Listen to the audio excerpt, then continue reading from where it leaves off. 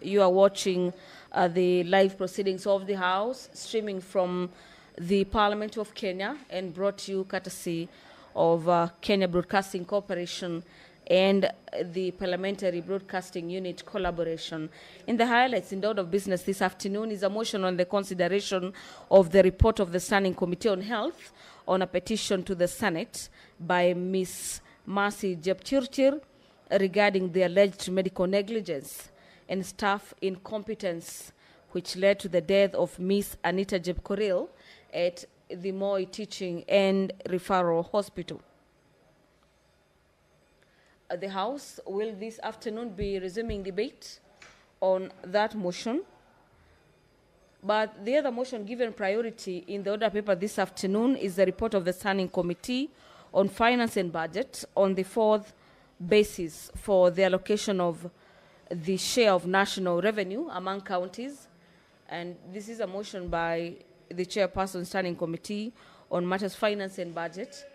The Chairperson of the Standing Committee on Matters Finance and Budget is seeking to have the Senate note the report of the Standing Committee on Finance and Budget on the fourth basis for the allocating the share of the national revenue among counties, having laid its report on the table of the House on the 17th of April 2025, and pursuant to Article 217, subsection 1 of the Constitution, approves the fourth basis for the allocation of share of national revenue among counties for the year 2025-2026, the baseline being 387.4 billion shillings. The Business Laws Amendment Bill, Senate Bills number 51 of the year 2024, is set for the resumption of debate this afternoon, after which the Senate will get into the Committee of the Whole, where a number of bills, technically 3 of them, will be considered under this category.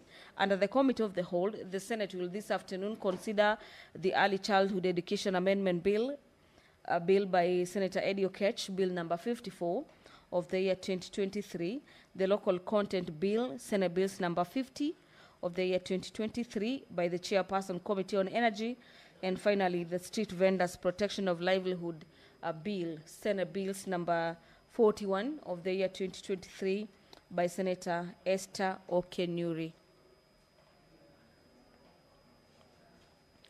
The County Hall of Fame Bill, Senate Bills number 18 of the year 2023 by Senator Miraj, is currently at the second stage of the bill. And what is set to happen this afternoon is the debate on the bill.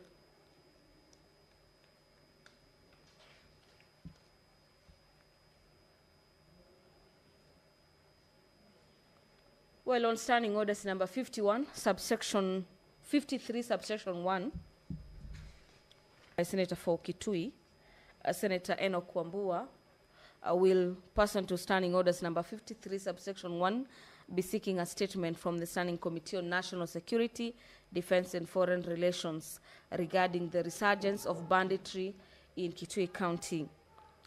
The Senator for Tharaka Nithi, Senator Mwenda Gataya, will also pass on to Standing Orders number 53, subsection 1, seek a statement from the Standing Committee on Matters Labor and Social Welfare regarding the protection of dignity and welfare of the boy child and men in Kenya.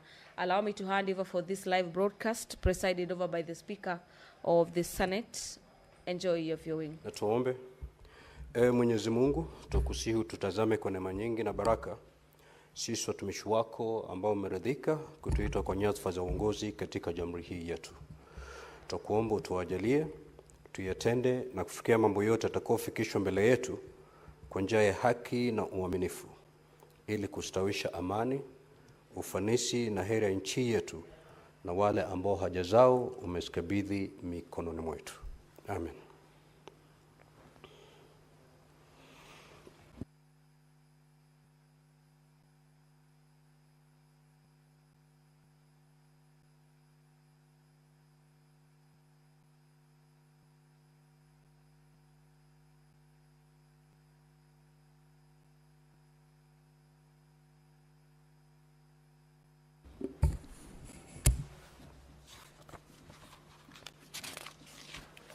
Clerk, do we have quorum?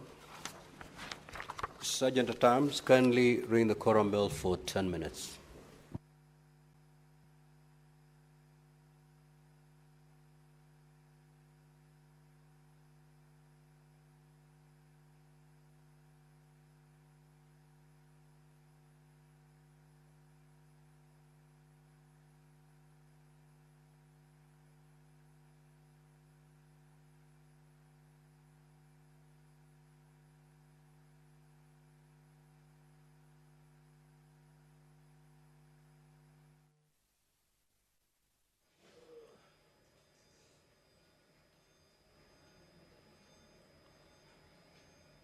The Senate has commenced its business this afternoon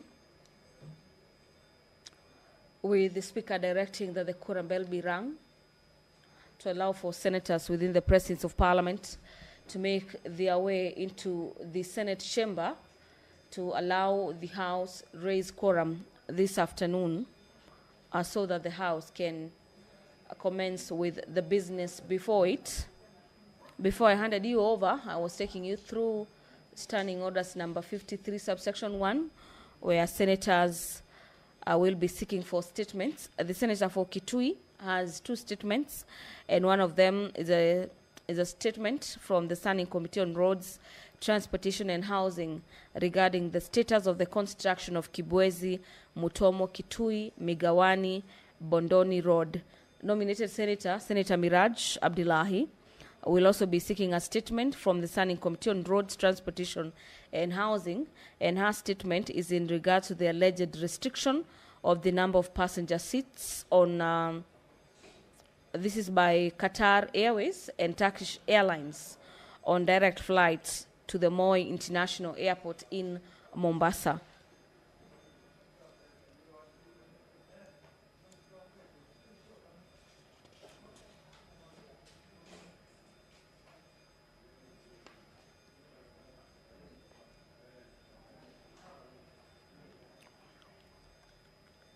Equally, reports will be tabled this afternoon. Among them is a report of the Standing Committee on Devolution and Intergovernmental Relations on a petition to the Senate by Mr. Laban Omosundi, a resident of Nakuru County, concerning the branding of public projects with images of governors and members of the county assemblies, MCAs, and branding of county vehicles. This is a matter that was handled by the Committee on Devolution and Intergovernmental Relations, and on behalf of the committee, the chairperson from that committee will be tabling that report. I gather the quorum has been attained. Allow me to hand you over. Order number 1, administration of oath. Order number 2, communication from the chair. Order number 3, messages. Order number 4, petitions. Order number 5, papers. Chairperson, Standing Committee on Devolution and Intergovernmental Relations.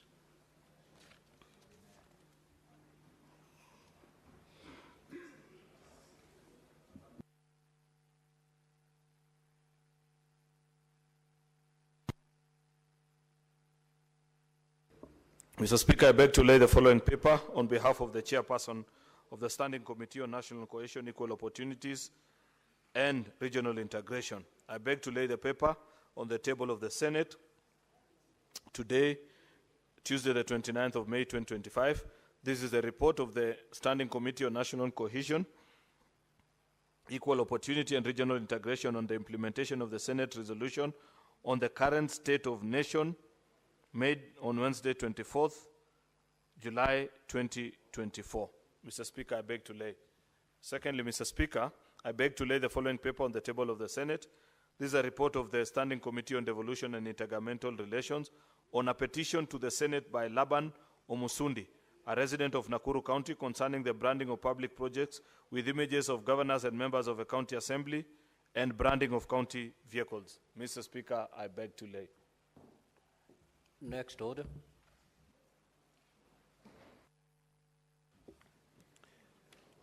Order number 6, notices of motion.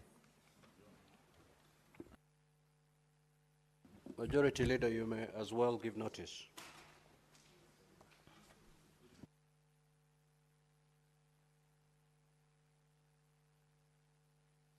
Give notice for both motions. Mr. Speaker, I rise to give notice of the following motion, that the Senate notes, sorry, apologies, just 1 second.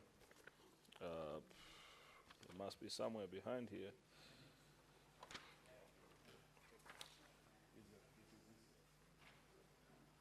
This is that the Senate adopts the report of the Standing Committee on Devolution and Intergovernmental Relations on a petition to the Senate by Mr. Laban Omusundi concerning the branding of public projects with images of governors and members of the county assemblies and the branding of county vehicles laid on the table of the Senate today, Tuesday, the 3rd of June, 2025. Let me move the notice of motion for the second motion, Mr. Speaker.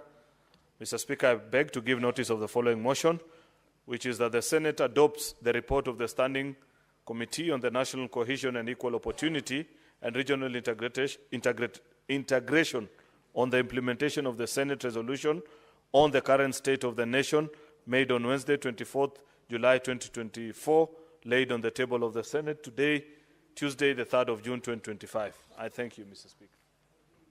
Next order. Order number 7, questions and statements. Now, statements pursuant to Standing Order 53-1. Senator for Kitui County, the Honorable Enoch Wambua.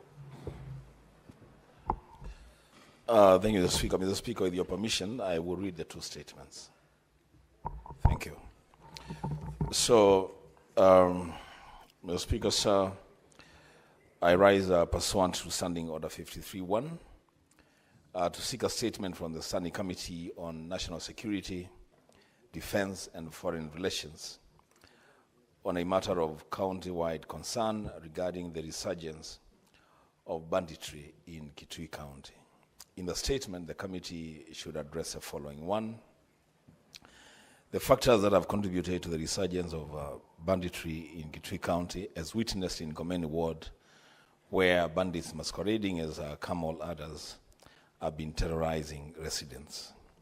Number 2, the steps being taken by the government to address the situation and prevent its recurrence in historically affected and vulnerable areas, including Sikuro, Gune, Gomeni, No, Endau, Vo, and Moda wards. Number 3, the delay by security agencies to apprehend and arraign the bandits in court and the actions being taken to address this delay. Number 4, whether the government has considered compensating families of those killed by bandits, and if so, obtain information on the timelines for compensation. And number 5, the progress made towards fulfilling the commitment made by His Excellency Professor Kithure Kindiki during his visit to Mandongoi area in Gomeni Ward in September 2023, then as the Cabinet Secretary for Interior and National Administration, regarding the recruitment and deployment of 250 police reservists to aid the fight against banditry in the region. Speaker, the second statement. Speaker, sir, I rise pursuant to Standing Order 53-1 to seek a statement from the Standing Committee on Roads and Transportation on a matter of inter-county concern regarding the status of construction of the Kibwezi, Mutomo, Kitui, Migwani, Bondoni Road. The Speaker, sir, the Ministry of Roads and Transport has announced the secularization of Kenya shillings 175 billion from the Roads Maintenance Levy Fund to pay pending bills for contractors to return to sites to complete stalled road projects across the country. In the statement, Mr. Speaker, the committee should address the following. 1, the amount of money set aside to facilitate the resumption of construction works on the Kibwezi, Mutomo, Kitui, Migwani, Bondoni Road. Number 2, the status of compensation to the project affected persons along the road, some of whom have been waiting for compensation for their land acquired by the government for the project for more than 10 years. And number 3, the estimated completion date of the project. I thank you, Mr. Speaker. Senator Miraj Abdullahi.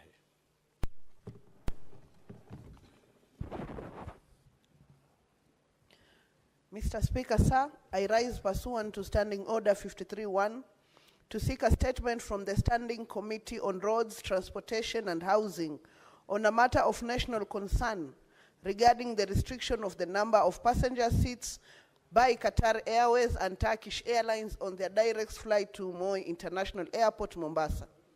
Mr. Speaker, sir, the government heeded the Coast Region stakeholders' call for open skies by granting landing rights to Turkish Airlines and Qatar Airways for direct flights to Mombasa, a move that significantly boosted tourism, enhanced the local economy, and positively impacted the livelihoods of the people in the region. However, while this milestone is commendable, the imposition of restrictions on the number of passenger seats these airlines may offer per flight or week undermines the spirit of liberalization in air transport.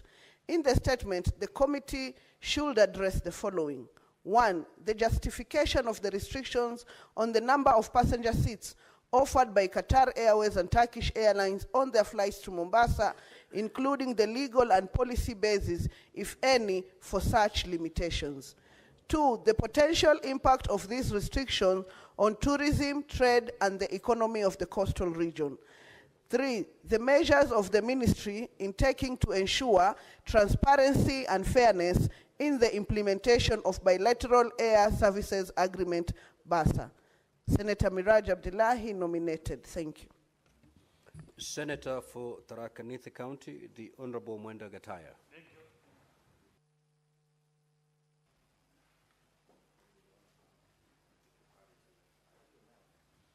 Thank you, Honorable Speaker. Mr. Speaker, sir, I want to request for a statement on the dignity, welfare, and protection of the boy child and the men in Kenya. Mr. Speaker, sir, I rise pursuant to Standing Order 53-1 to seek a statement from the Standing Committee on Labor and Social Welfare on a matter of national concern regarding the dignity, welfare, and protection of the boy child and the men in Kenya. Mr. Speaker, sir, Kenya faces a growing crisis of neglect and marginalization of the boy child and the men, reflected in rising school dropout rates, child labor, police brutality against young male protesters, indiscipline and unemployment, substance abuse, and mental health struggles. This is worsened by the lack of support systems and the silence around sexual and gender-based violence against men. Well, the empowerment of the girl child has progressed commendably. The boy child has been left behind, creating a generation struggling with dignity, identity, and hope. In the statement, Honorable Speaker, this committee should address the following. The concrete actions being taken to improve the welfare of boys and men in Kenya, the measures currently in place by the government to prevent and respond to violence, neglect, and abuse of boys and men. 3, the effectiveness of the implementation of the National Policy for Prevention and Response to Gender-Based Violence and the Gender-Based Violence Action Plan, March 2023, including challenges faced. Number 4, Honorable Speaker, the committee should also look at the availability and impact of mental and physical health services tailored specifically for men and boys. And the last one, Honorable Speaker, the committee should also look at any plans to adapt educational environments to better support the psychological and physical needs of male learners. Thank you, Honorable Speaker. This is Senator Mwenda Gataya, CBS, MP, Senator for Tharaka Nithi, counted today, 28 May 2025. Thank you. Now, Honorable Senators, I will allow comments on the statements as sought for a maximum of 15 minutes. So if you have an opportunity to speak, kindly keep it under 3 minutes. Senator Eddie Okech. Mr. Speaker, thank you for this opportunity. I just quickly wanted to comment about the statement by the Senator for Kitui, Senator Wambua, on the issue of Kibwezi Road, and particularly I'd wished him the courage to have actually brought a statement on a comprehensive understanding for the Senate to understand the issue of the road bond. Because, Mr. Speaker, this road bond that has been taken of 175 billion. Mr. Speaker, we loosely hear about the fact that about 39 billion of that is supposed to go to the project-affected persons that are part of the statement that Wambua has talked about. But the biggest concern, Mr. Speaker, is how is this road bond, which is part of RMLF, helping county roads as well? Because, Mr. Speaker, while we have national roads that are affected by lack of capitation to be able to make them be completed, for which this 179 billion was taken, to the extent that there are a number of contractors that are being taken back to deal with the national roads. There are also pending bills, Mr. Speaker, in counties of contractors who are doing county roads that are supposed to be financed under RMLF. So we are seeing a second tier of confrontation between county governments or devolution family, Mr. Speaker, and the national government on the issue of RMLF. We don't get the 18% that is originally supposed to be money for maintenance or routine maintenance, Mr. Speaker, but at the same time, where we are supposed to benefit by ensuring that there are contractors who have gone back into the county roads, they cannot be financed from county small physical space. So, Mr. Speaker, I wish that the committee in charge, which will be my committee actually, I wish ourselves the courage, Mr. Speaker, to go deeper and be able to actually look at the comprehensive agreements under this road bond and make sure that it also includes counties. I thank you, Mr. Speaker. Senator Joe Nyoto. Thank you, Mr. Speaker. I rise to comment on the statement made by the minority leader, Senator Enoch Wambua of Kitui County, regarding budgetary that has researched in Kitui County. Mr. Speaker, I think it's important that we call out the CS for Interior, who is responsible for internal security, Mr. Speaker, because we cannot afford to continue having, interior problems with security while we have the necessary infrastructure with government. Mr. Speaker, this must be taken very seriously, especially considering that we have also had killings, especially in North Rift, where we even lost a Catholic priest to these kind of criminals, Mr. Speaker. And we must also see to it or persuade the CS for Interior that we must also disarm criminals, that firearms especially should not be in the wrong hands, Mr. Speaker. And I believe that the CS for Interior can do better than threatening Rigathi Gachagua with arrest while Kenyans continue being killed with Abaddon in our counties, Mr. Speaker. And so we must ask the CS for Interior to be serious and to do things that matter and not to actually get bothered with politics and who says what, but actually get to the ground and have the criminals arrested, disarmed, and necessary action taken, Mr. Speaker, because this is very serious. So, Mr. Speaker, every Kenyan has a right to live anywhere in this country and to engage in any form of economic activity as long as it is not illegal. And so, Mr. Speaker, we must also protect our pastoralists, Mr. Speaker, and those that do other forms of farming in order for them to be safe in their country.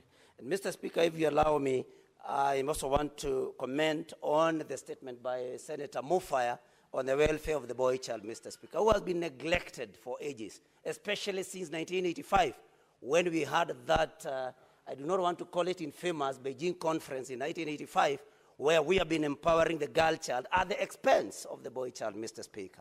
So that you even see some laws that discriminate against boys, Mr. Speaker, where, for example, an 18-year-old boy, if he's found to have engaged in a sexual affair with a girl who is 17 years old is considered to have done what we can call child abuse or defilement, and they are jailed. Well, these are actually age mates, Mr. Speaker. So we must speak out for the boy child who has been neglected and socialized also, not to speak about his problems.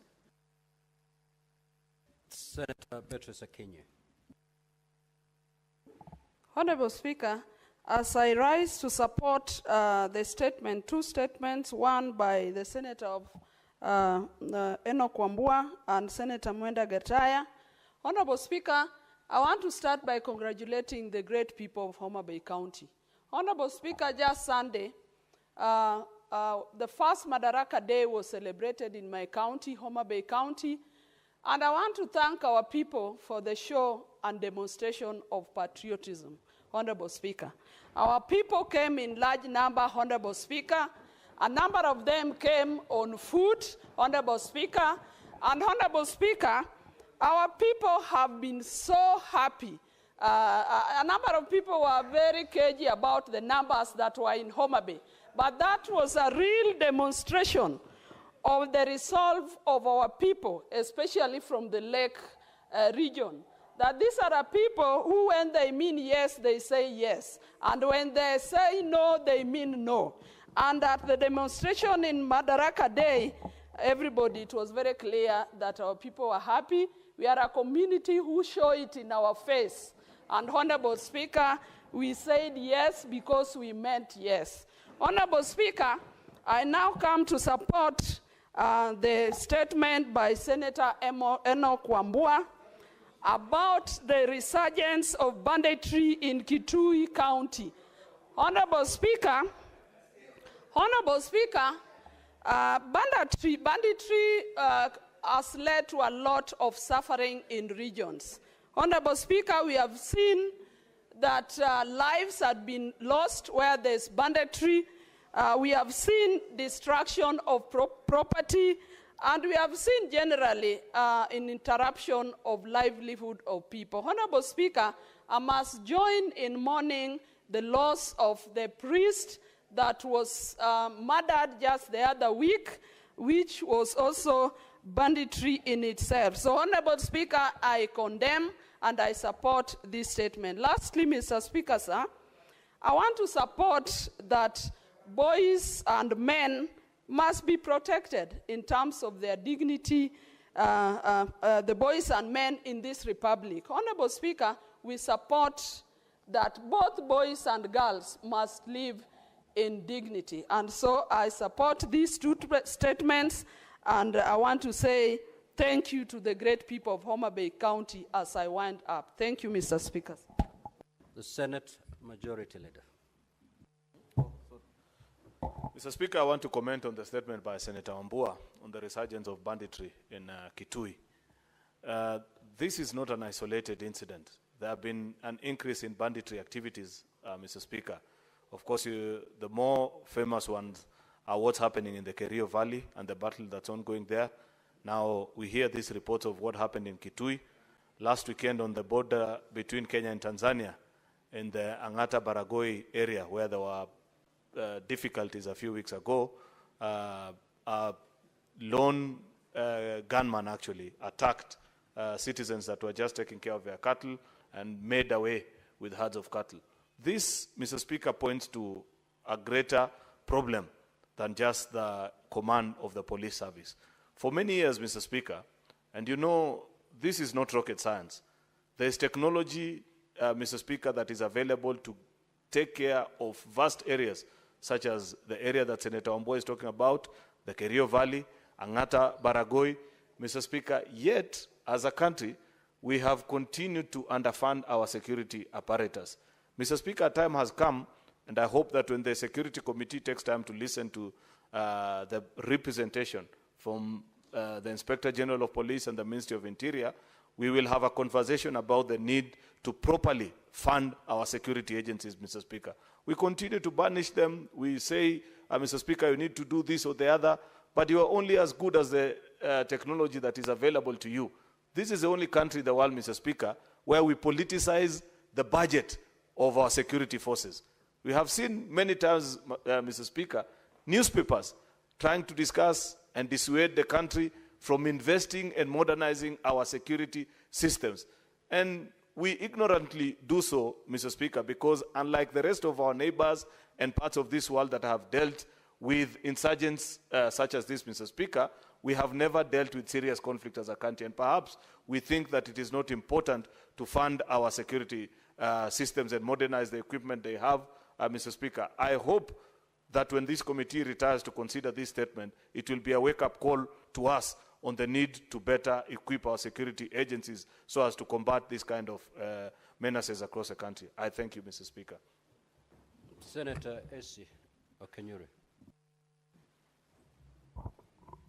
Thank you, Mr. Speaker. I wish to support the statement by Senator Wambua by saying that the current issue he is actually highlighting is not appearing for the first time. And I think the ministry now needs to take stern actions to ensure they stop whatever that is happening within that area.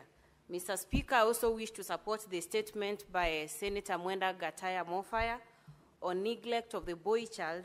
I think if I actually use former President Barack Obama's words on not being successful when you play half a team, Mr. Speaker, this statement calls on us to refocus on looking at the kind of families we are bringing up because, Mr. Speaker, the future of this country is at stake. I personally come from a conservative community where for a very long time we have celebrated the boy child for purposes of having continuity of our generation, Mr. Speaker. But whatever we are actually seeing directly has a relationship to do with the femicide cases we are seeing in this country, Mr. Speaker. So I wish that we put our heads together and look at the issue of boy-child together, even as we emphasize on the conversation of girls, because the fight against GBV is not in isolation for women. The men are part of us. And for a long time, I've come to actually appreciate that being a man is actually more than having muscles, more than having a deep voice. They're actually seed carriers, Mr. Speaker. So if what is happening continues happening, we risk the future of this generation. Thank you, Mr. Speaker. Next order. Order number 8, motion, consideration of the report of the Standing Committee on Health on a petition to the Senate by Ms. Mercy Jepchirchir regarding alleged medical negligence and staff incompetence which led to the death of Ms. Anita Jepkorir at the Moi Teaching and Referral Hospital. Now, debate on this motion had concluded. What remained was for the chair to put the question, which I'll proceed to do. Clerk, do you have the requisite quorum? All right. I'll therefore proceed to put the question that the Senate adopt the report of the Standing Committee on Health on a petition to the Senate by Ms. Mercy Jepchirchir regarding alleged medical negligence and staff incompetence which led to the death of Ms. Anita Jepkorir at the Moi Teaching and Referral Hospital, laid on the table of the Senate on Wednesday, the 7th of May, 2025. Will as many as of that opinion say aye? Aye. Will as many as of the contrary opinion say nay? The ayes have it. Next order. Order number 9, motion, report of the Standing Committee on Finance and Budget on the fourth basis for allocating the share of national revenue among counties. The Chairperson, Standing Committee on Finance and Budget. You may proceed to move. What is your point of order all about? You know, there's no... You are out of order, Senator Osotsi. You can only rise on a point of order to point out a disorderly conduct of a senator who is on their feet. So, if it certainly cannot be a point of order.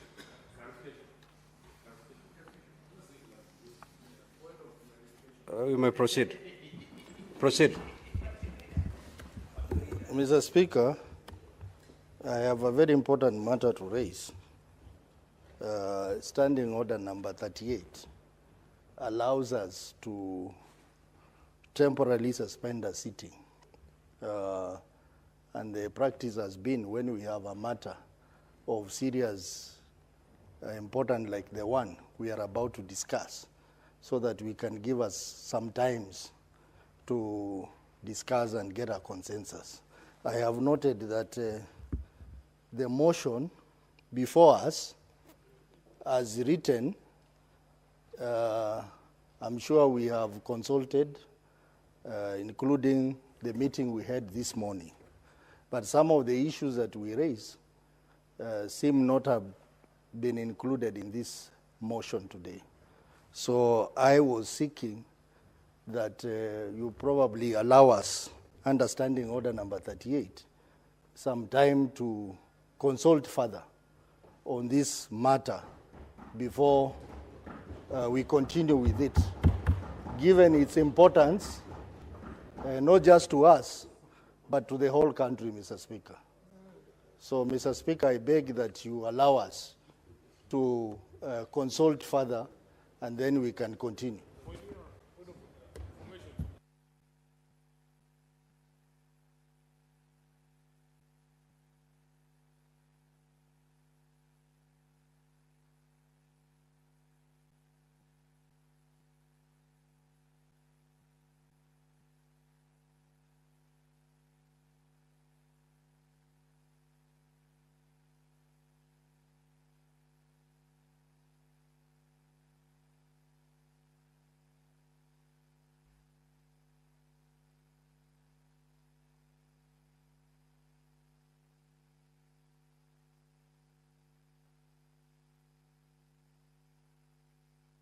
Order, honorable senators, order.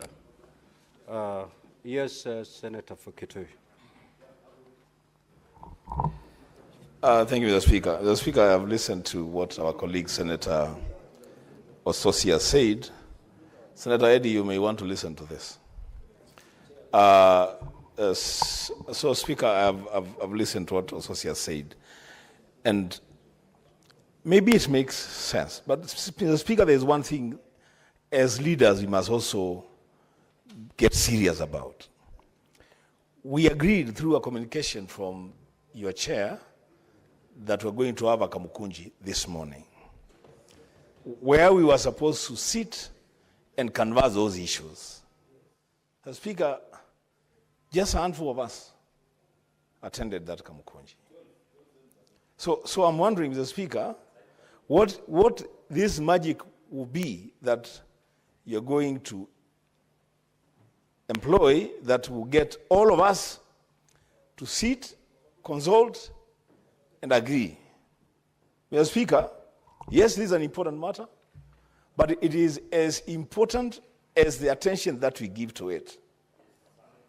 If we wanted to deal with this matter, honestly, all of us should have been here at 7 to address this issue. There is business that is pending in the order paper for so long, Mr. Speaker. If we keep adjourning debate to deal with issues that people are not very, very keen on dealing with, then I don't know what you're going to do. Mr. Speaker, my point is, that opportunity was given to us. We did not take that opportunity.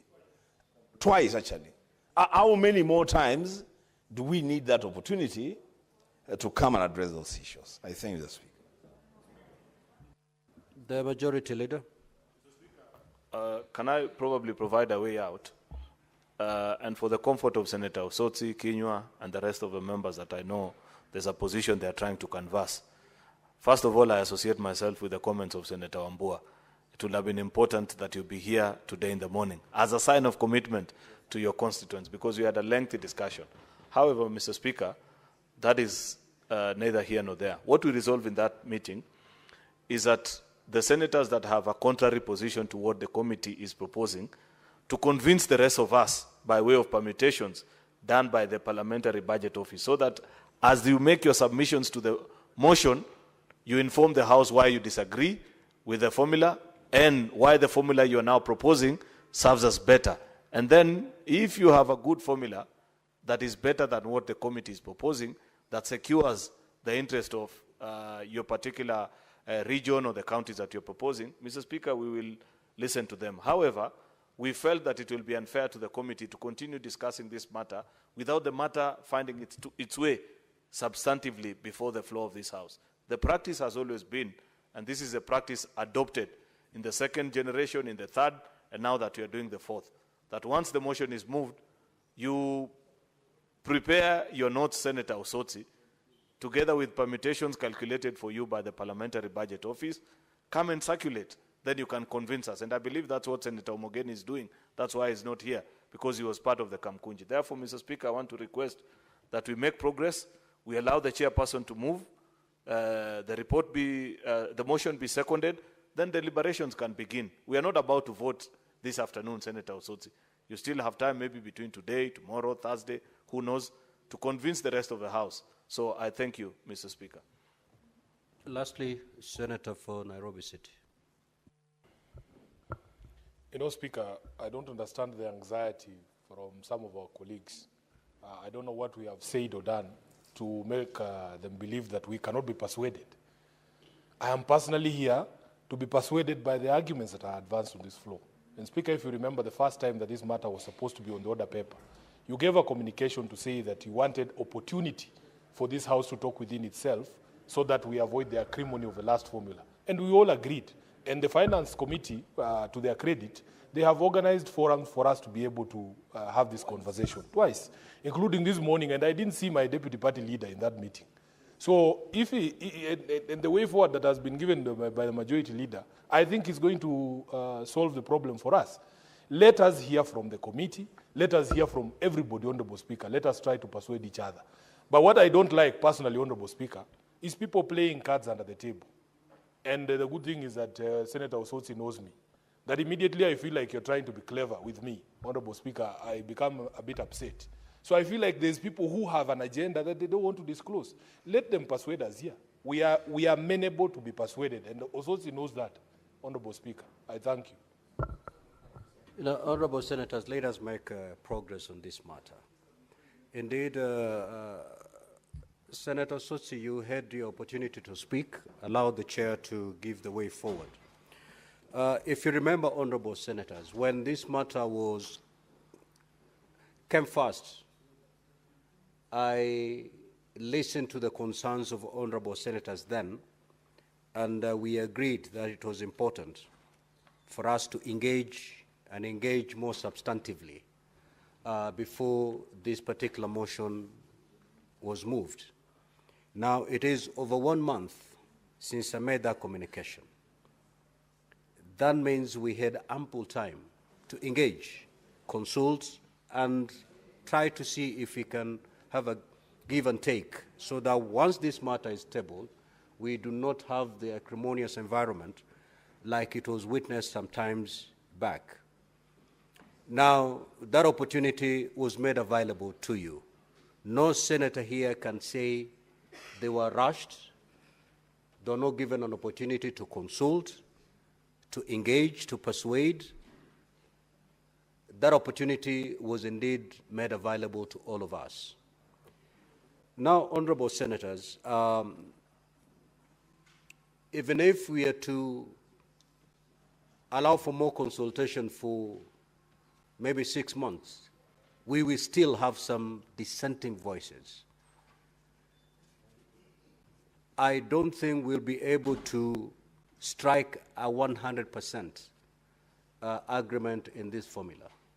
And therefore, what remains is, as what the Senator for Nairobi Seat has just said, persuade your colleagues on the floor of this House. In any event, Honorable Senators, I did not want to rule the Senator for Vihiga out of order, but to some extent, what he brought forward is in breach of our standing orders. It is anticipating over debate, because the motion is yet to be moved, and here we are actually debating the motion before it was moved. So let's allow the motion to be moved. all these good arguments that I've just listened to, let them be put forward as you debate this motion. Try to persuade your colleagues on the position that maybe you individually hold. And depending on your power of persuasion, we may swing one way or the other. So at this juncture, allow the chairman to move the motion, and then we engage in debate. Proceed, Chairman. Thank you very much, Mr. Speaker, for that guidance. Pursuant to Standing Order 62 of the Senate Standing Orders, I beg to move that the motion in an amended form, that the Senate notes the report of the Standing Committee on Finance and Budget on the fourth basis for allocation of share of national revenue among the counties, laid on the table of the Senate on Thursday, 17th April 2025, and that pursuant to Article 2171 of the Constitution, approves the fourth basis of allocation of share of nationally raised revenue among the counties for the financial year 2025-2026 to 2029-2030 as follows. County allocation baseline ratio of 387.25, which is translated into a factor, plus 2 billion shared equally among identified 11 counties that are receiving less money, plus 45% of whatever that will be above 387.425 to be shared using population, 35% to be shared as equal share index, 12% to be shared using poverty index, and 8% to be shared using geographical size index. Then that additional to the baseline will come to 389.425, where the baseline ratio is the allocation factor derived from each county's allocation for the financial year 2024-2025. The 11 counties identified are Elgeyo Marakwet, Embu, Isiolo, Kirinyaga, Laikipia, Lamu, Nyamira, Samburu, Taita Taveta, Tharaka Nithi, and Vihiga. The population index is based on 2019 Kenya Population and Housing Census data. The poverty index is based on 2022 Kenya Poverty Report by the Kenya National Bureau of Statistics, KNBS, and the geographical size is capped at 10%. Mr. Speaker, Article 2171 of the Constitution of Kenya provides that once every 5 years, the Senate shall, by resolution, determine the basis of allocating among counties the share of nationally raised revenue annually allocated to the county level of government. Further, Article 2161 of the Constitution provides that the principal function of the Commission on Revenue Allocation is to make recommendations concerning the basis of equitable share of revenue raised by the national government between the national and county government and among the county governments using CARA.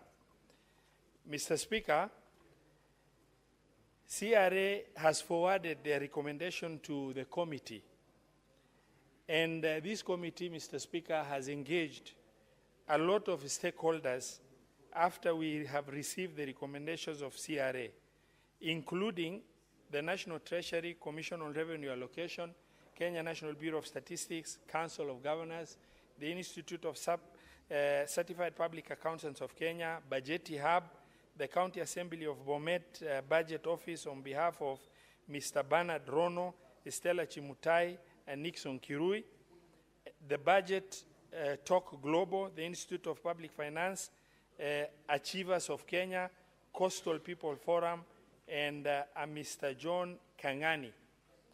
Mr. Speaker, during the deliberations, the committee made various observations that the fourth basis recommended by CRA incorporated a new parameter called the stabilization factor.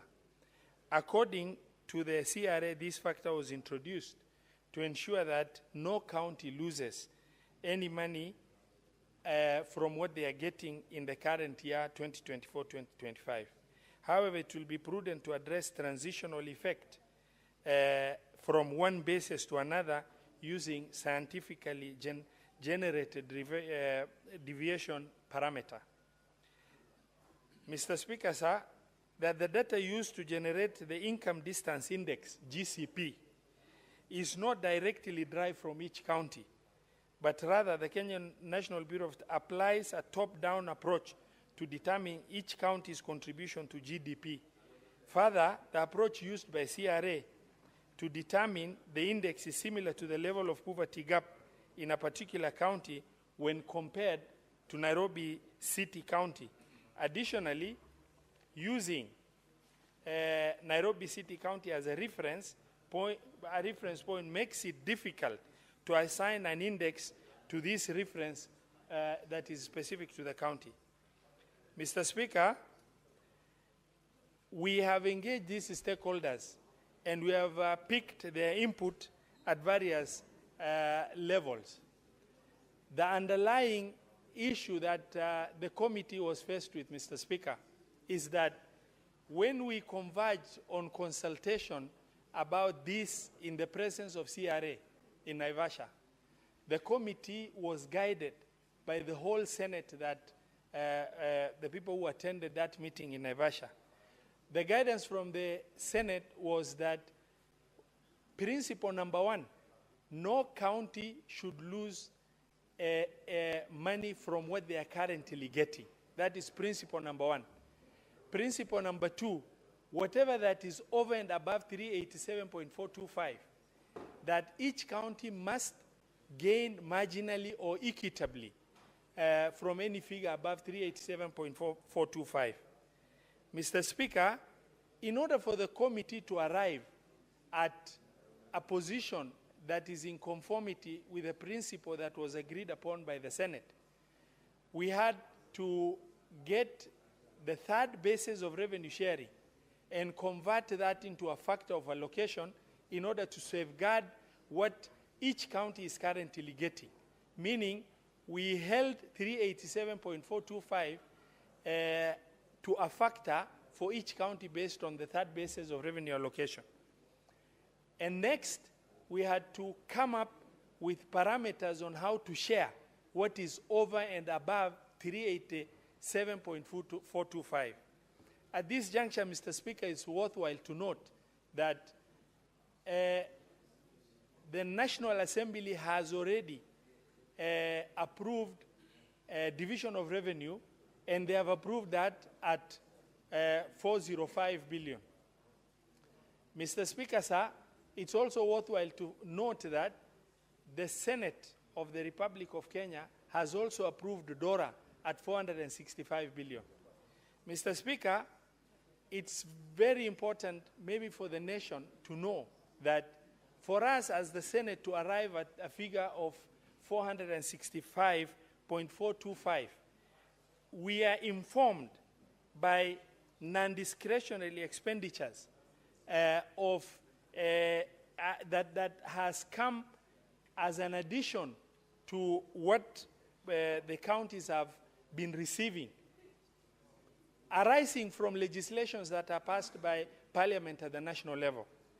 Mr. Speaker, these non-discretionary expenditures include housing levy deductions amounting to 4.1 billion, enhanced contributions to NSSF amounting to 6 billion, matching allocation to CAIPs, County Aggregated Industrial Parks, amounting to 11.8 billion, matching allocation for community health promoters amounting to 3.23 billion, annual wage increment, that is wage thrift, amounting to 6.3 billion, basic salary increment as per the Dr. CBA number 217/21 execution of return to formula that amounts to 3.5 billion.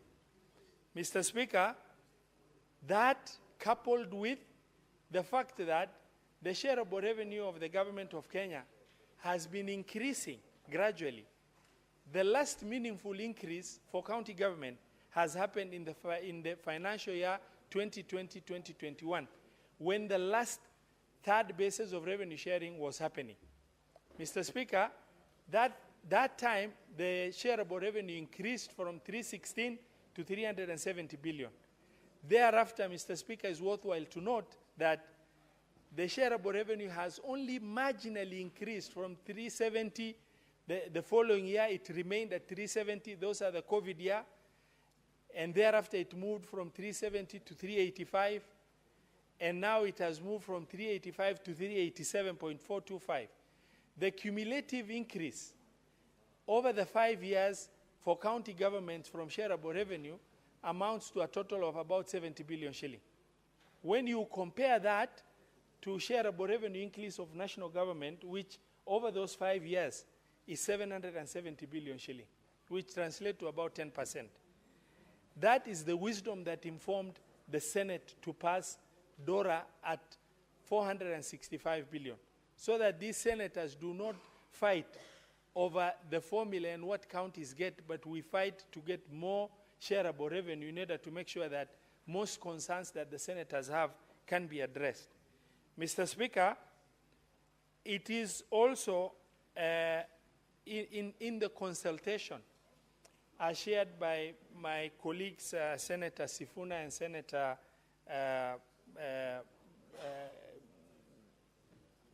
Wambua, and the majority leader. We've had 2 consultation periods as guided by yourself. The committee plus the secretariat have availed themselves. The essence of those meetings was for us to consult and to arrive at and address if there's any thorny issue that may come up, in order to maybe cushion, based on the experience of the third basis of revenue sharing, to cushion the country from the drama of the Senate, in order to make sure that we carry each other along the entire 47 counties. This morning, Mr. Speaker, in consultation with the people who attended, that about 13, we arrived at a position where the smaller counties that I've mentioned of Elgeyo Marakwet, Embu, Isiolo, Kirinyaga, Laikipia, Lamu, Nyamira, Samburu, Taita Taveta, Tharaka Nithi, and Vihiga, that there is some challenge for these counties to remain viable if they do not get a little bit of cushion effect.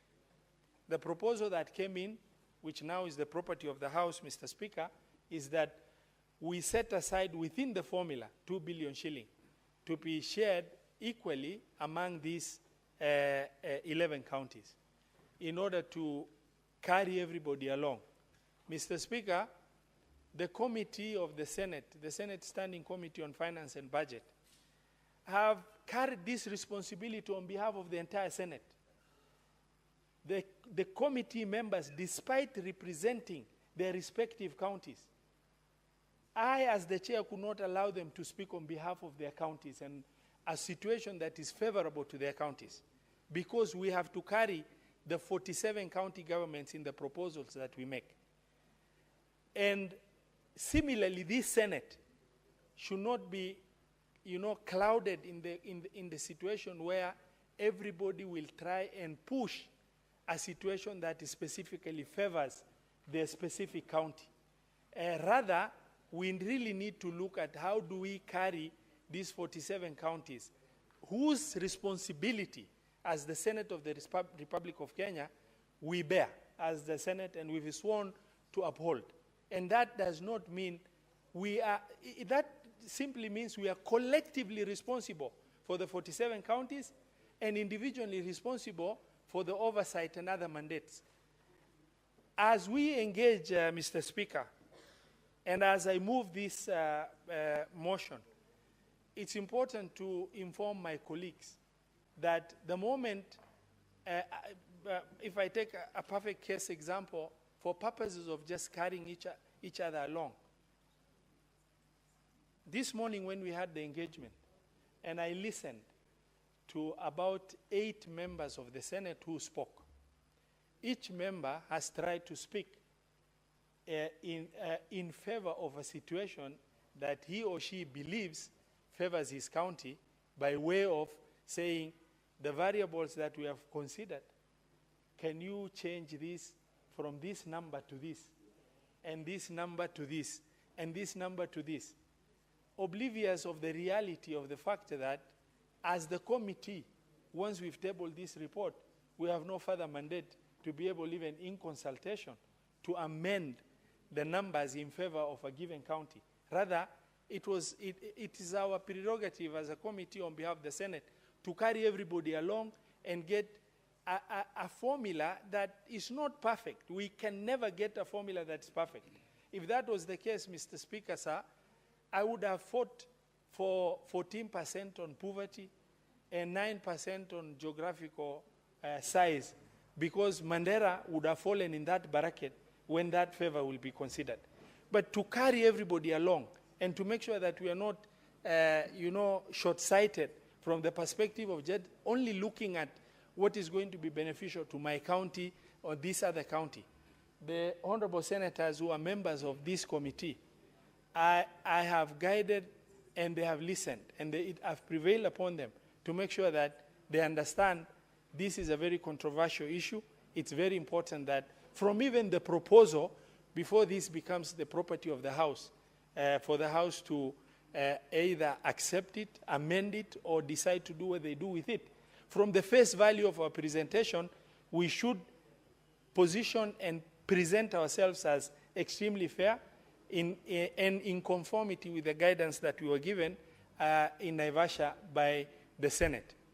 Mr. Speaker, sir, as I conclude, I would like to report that both the principles that we were given as a guide in Naivasha of no county should lose anything from what they're getting now. And remember, the controversy of the third basis of revenue sharing was largely because there were so many counties losing substantive amount of money. And counties, just like people who are salaried, once you are given certain amount of money, you learn to plan with that certain amount. And a reduction will be extremely unfair because it's going to put counties in spin. So it's the onus is upon the Senate to make sure that that guidance we've taken is upheld by way of making sure no county loses anything from what they were getting, and that the formula has taken care of. And whatever that is over and above 387.425, and now, from the amended perspective, 389.425, with a cushioning of about 11 smaller counties. We believe that goes further to address, and every county will marginally or equitably benefit, while we also take care of these smaller counties.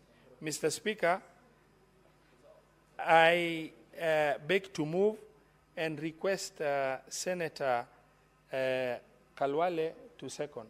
Thank you very much, Mr. Speaker. Senator Boni, you may proceed to second.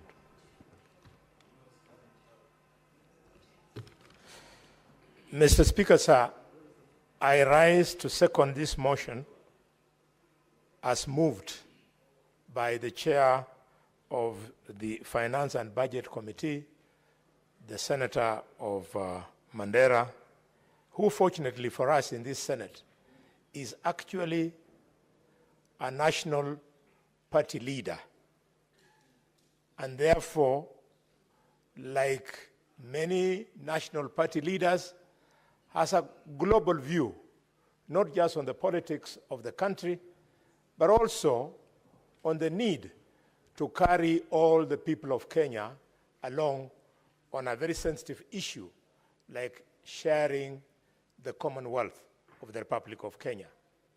I therefore want to congratulate him for moving the motion, and Mr. Speaker, together with my colleagues in the committee, I would like to plead with this Senate that it was without prejudice that we arrived at the current formula.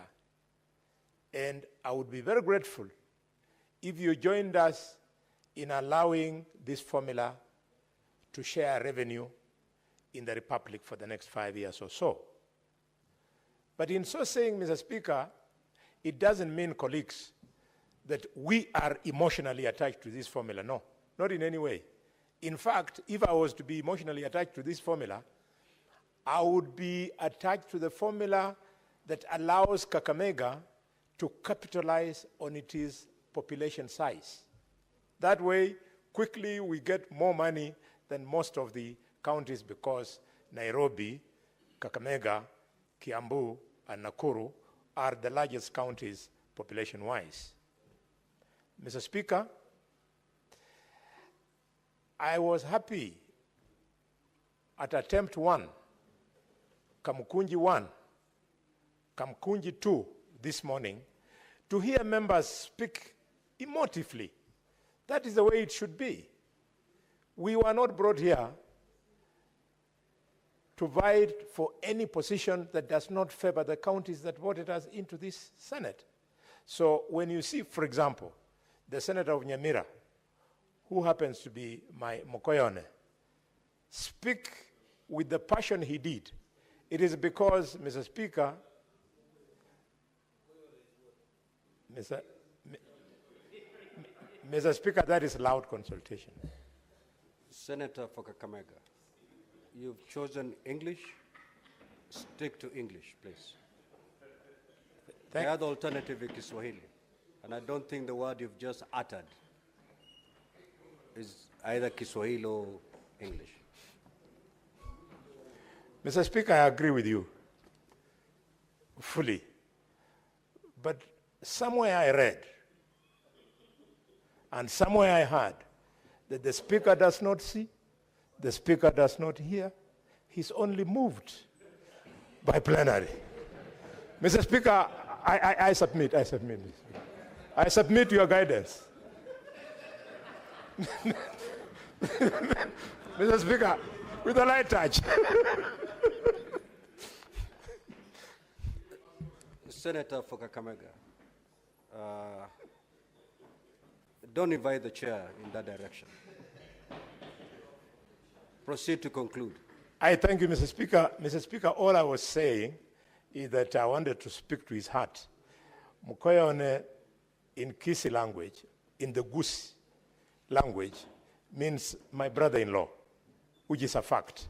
So I wanted to appeal to him so that he comes closer to the position of the committee. I didn't want to insult the House in any way. And I know my wife, where she is now, hearing these things. Today, dinner is going to be very nice. The kissy one.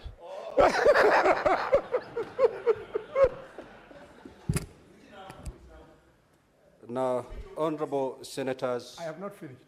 Well, you've taken your seat. I presume you're done. I will now proceed to... Mr. Speaker, I had not. With So due then respect. why were you taking your seat? Because I saw you rising. I can never remain on my feet when the Speaker of the Senate is on his feet. Thank you. Thank you. Mr. Speaker, I therefore want to speak to the reasons why we cannot disagree. I mean, why we can easily disagree. The first one is that the people of Nairobi, Nakuru, Kiambu, and Kakamega can paralyze this debate by saying population factor should be enhanced. Let them give in, we lose something. The people of Marsabit, sorry, not people, the senators of Marsabit, Mr. Speaker, Mandera, Turkana, Wajir, Garissa, because of the vast, and Isiolo, the vast nature of their constituencies, they can very easily frustrate this debate by saying land mass, water mass. Mr. Speaker, the issue of poverty, we know the counties with high poverty indices, including Mandera, Wajir, Turkana, Kilifi, Kwale, and so on, they can frustrate this debate by, Mr. Speaker, insisting that we emphasize the factor on poverty. I appeal to them, let's give and take. Finally, Mr. Speaker, I want to speak to our professionals at the Commission of Revenue Allocation, who had proposed that in this formula, we introduce a new factor called income distance. I would like them to bear with the committee that we understood them very well and tried to see how best we can carry the country on something which 99% of Kenyans were hearing for the first time in their lives, despite their good education. We want to persuade them that the nearest we can bring to income distance is that it was trying to factor in the gross county product, something that is not backed by proper data in the country as we speak today. And therefore, going forward, maybe income distance will be a factor in sharing formula in this country. And what's more, it was being best, Mr. Speaker, on Nairobi, and yet Nairobi is one of the counties sharing with the other counties. If, for example, the way I was looking at it, our experts from CRA, this formula was being applied in the United States of America, then it would have been easier for somebody from Pennsylvania, knowing that it was being based on Washington, D.C., to understand, because in the United States of America, Washington, D.C.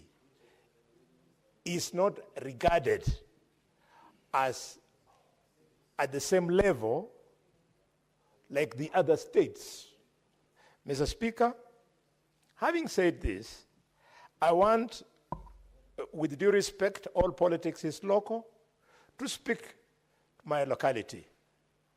When devolution came, there are a few of us, and I'm glad that Speaker was there, Senator Mungatana was there, Oburu Dinga was there, and Mr. Speaker, that is as many as we were that time. There are those of us who believed, and we ended up being in the minority, that what we needed was to create economically viable units. So much so that at that time we were talking about a maximum of 14 counties. Well, the emotions of we don't want our community to be in the same county with this community, or we want our community to have its own county, or we want our community to have so many counties, then carried the day. But today, in the third cycle of devolution, we are now realizing that bigger economic blocks present better viabilities for our counties than the smaller ones. This morning, the Senator of Vihiga, while you are away, I remembered how out of the blues Vihiga was hived out of Kakamega. We never told them. The people of Idaho, the people of Isuka were doing very well when they were with the Terikis, the Banyores, and the Maragolis of Vihiga. The people of Cabras were doing very well when we were like that. In fact, the intermarriages that have been taking place between our houses, sometimes our children will start thinking that the people of Vihiga are different from the people of Kakamega. It's not true.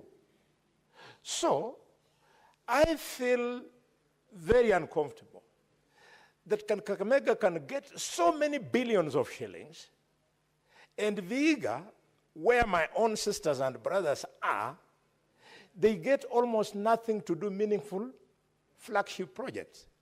So that in 10 years, when you go to the bigger brother in Kakamega, we have realized a stadium, multi-billion, a teaching and referral hospital, multi-billion, hundreds of kilometers of tarmac roads worth hundreds of millions of shillings, Mr. Speaker. And yet in Vihiga, they can hardly do anything. So, this provoked us, Mr. Speaker,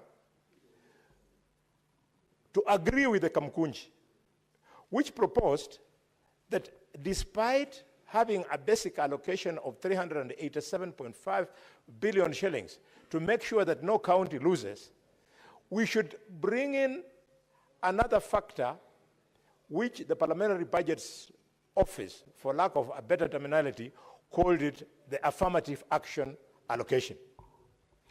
This affirmative allocation is meant to say the following, members of the public, that 11 counties in this country, they get below 5 billion, which they spend literally on recurrent expenditure.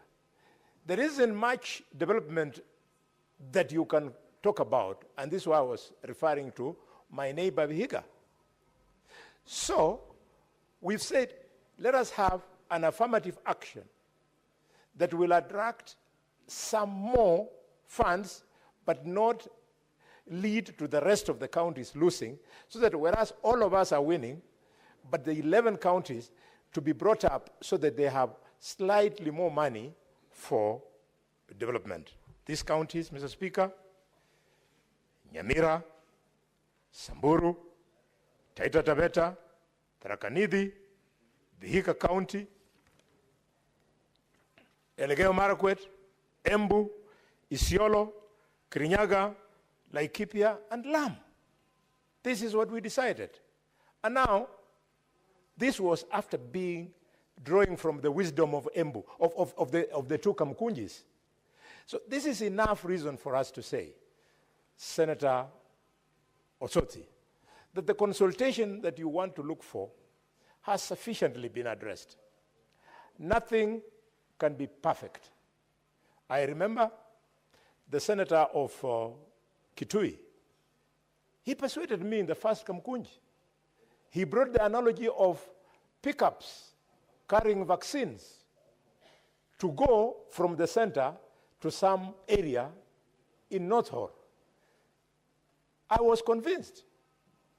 And this is the purpose of debate. As the Senator of Nairobi has said, we listen to each other so that we can convince each other for the good of the country.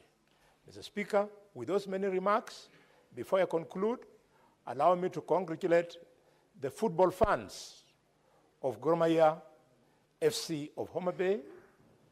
When we went to play yesterday against Gor Mahia, we were worried that there was going to be the misbehavior I saw between the fans in Kisii of Savannah and Gor Mahia. It was very shameful to see Kenyan fans injuring each other at Gusii Stadium just because Shabana was fighting, was playing against Gor Mahia. Yesterday, most of my young people are telling me, should we go? I told them, go. I have talked to Oburu. I've talked to Kajwang. I've talked to Beatrice Oyomo. And they have told me that for the first time, Luos will not make noise. They will just be cheering. We know you as our noisy neighbors, and we don't complain. But yesterday, I congratulate. With those many marks, Mr. Speaker, I second. Honourable Senators, I'll now proceed to propose the question that the Senate notes the report of the Standing Committee on Finance and Budget on the fourth basis for the allocating of the share of national revenue among the counties laid on the table of the Senate on Thursday, 17th of April 2025, and that pursuant to Article 217(1) of the Constitution, approve the fourth basis for allocating the share of national revenue among the counties for the financial years 2025, 2026 to 2029, 2030 as follows. County allocation equals baseline allocation ratio at Kenya shillings 387.425 billion plus Kenya shillings 2 billion shared equally among the identified 11 counties, plus 0.45 population index, plus 0.35 eco-share index, plus 0.12 poverty index, plus 0.08 geographical size index, additional county equitable share above the 389.425 billion. Where one, baseline allocation ratio equals to the allocation factor derived from each county's allocation for the financial year 2024-2025 and 2. The 11 identified counties are Elgeyo Marakwet, Embu, Isiolo, Kirinyaga, Laikipia, Lamu, Nyamira, Samburu, Taita Taveta, Tharaka Nithi, and Vihiga. 3, the population index is based on the 2019 Kenya Population and Housing Census. 4, the poverty index is based on the 2022 Kenya Poverty Report by the Kenya National Bureau of Statistics. And 5, geographical size is capped at 10%. Now, honorable senators, the floor is now open for debate. I will call upon the honorable senator for Vihiga to take the floor. Mr. Speaker, thank you. Although I've just pressed my button now, but I have no problem being the first one to start. Mr. Speaker, this exercise we are doing is only done once in 5 years. That means this formula will be with us for 5 years, and will be the formula that is going to be used for division of revenue. And that's why we really need to create an environment for consensus and not contestation between the so-called small counties and the big counties. Mr. Speaker, I am a senator of one of the so-called small counties, the counties that receive less amount of money from the shareable revenue. And I want to refer the members of this House to the Constitution. Article 203 of the Constitution provides the basis of how the sharing will be done. Basically, the principles to be complied with when making a decision on the sharing formula. And I want to refer members to 2 very important principles. The principle under that Article 203(1), Principle G, which is economic disparities within and among counties and the need to remedy them. I also refer you to H of that chapter 203(1), the need for affirmative action in respect of disadvantaged areas and groups. Mr. Speaker, this is very, very important constitutional principle, which this House should not ignore. Order, Senator Kinyua. May the senator for Vihiga be heard in silence. These are 2 very, very critical constitutional principles which this House cannot ignore, and which the previous 3 formulas have ignored. And I'm going to demonstrate that shortly, Mr. Speaker, that we cannot continue disadvantaging some counties at the expense of others,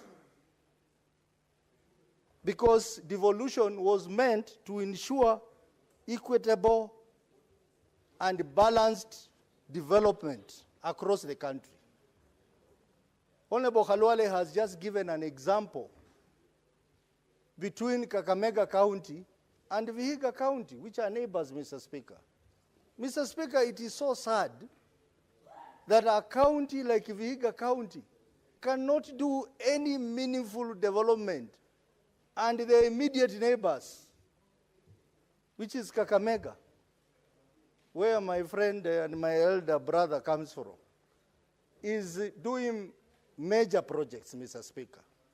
And Honorable Khalwale, you know very well that Vihiga County, Mr. Speaker, a mere 1 kilometer of road.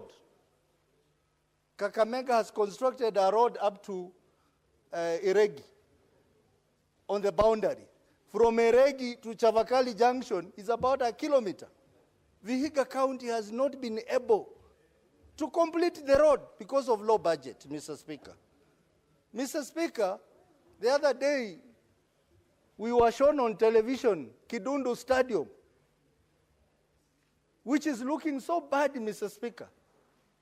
And yet you go to Kakamega, they have an international stadium, Mr. Speaker.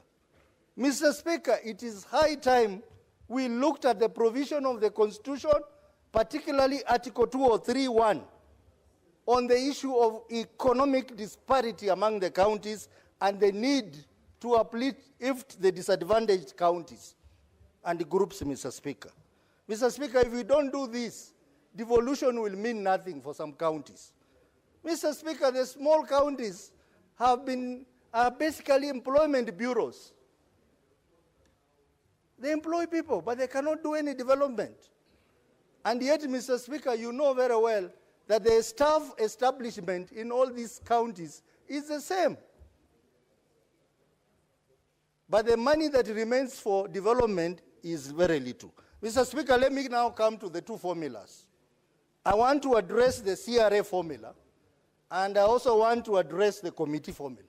Mr. Speaker, it is unfair for us to see in this House and our own committee of the Senate, the Finance Committee, which is supposed to protect our interests, is giving us less money than what CRA is giving us.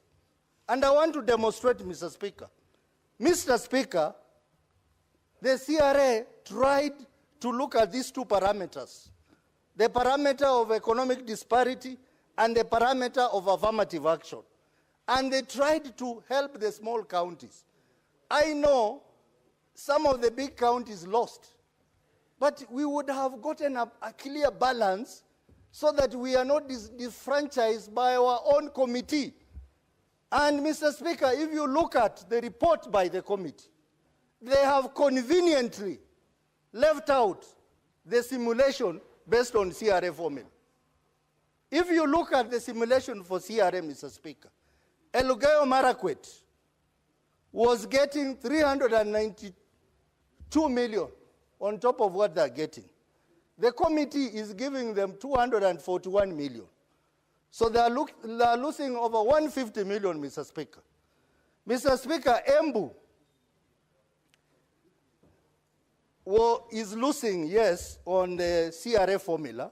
Committee gave them 256 and they're getting 85. But that is just one county. But the most serious effect is on Senator Dulo's county, Isiolo. The committee is giving Isiolo 257 million. CRA is giving Isiolo 1,137 million, Mr. Speaker. Mr. Speaker, Lamu, the committee gave Lamu 177 million. Senator Osotsi, there is a point of information. If you desire to be given the information by Senator Roba. Yeah, he's the chairman of the committee. He can give me information. Proceed. But I have very crucial information also. Yeah, Mr. Speaker, I would like to guide the Honorable Senator Osotsi that the numbers he's making reference to, he has to share with the House whether it is based on CRA based the allocation on 417 billion as shareable revenue. The numbers he's making reference to is at 405.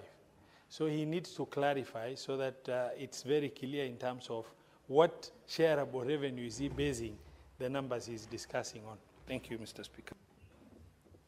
Thank you, Mr. Speaker. The formula, the numbers are based on 4 or 5 billion.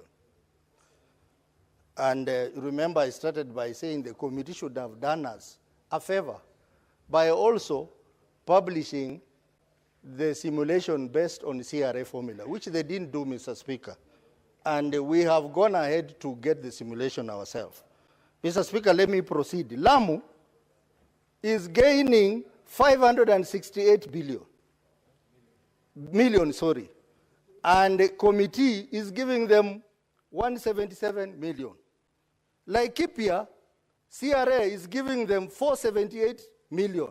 The committee is giving them 263 million. Nyamira is getting 356 million. The committee is giving them 260 million.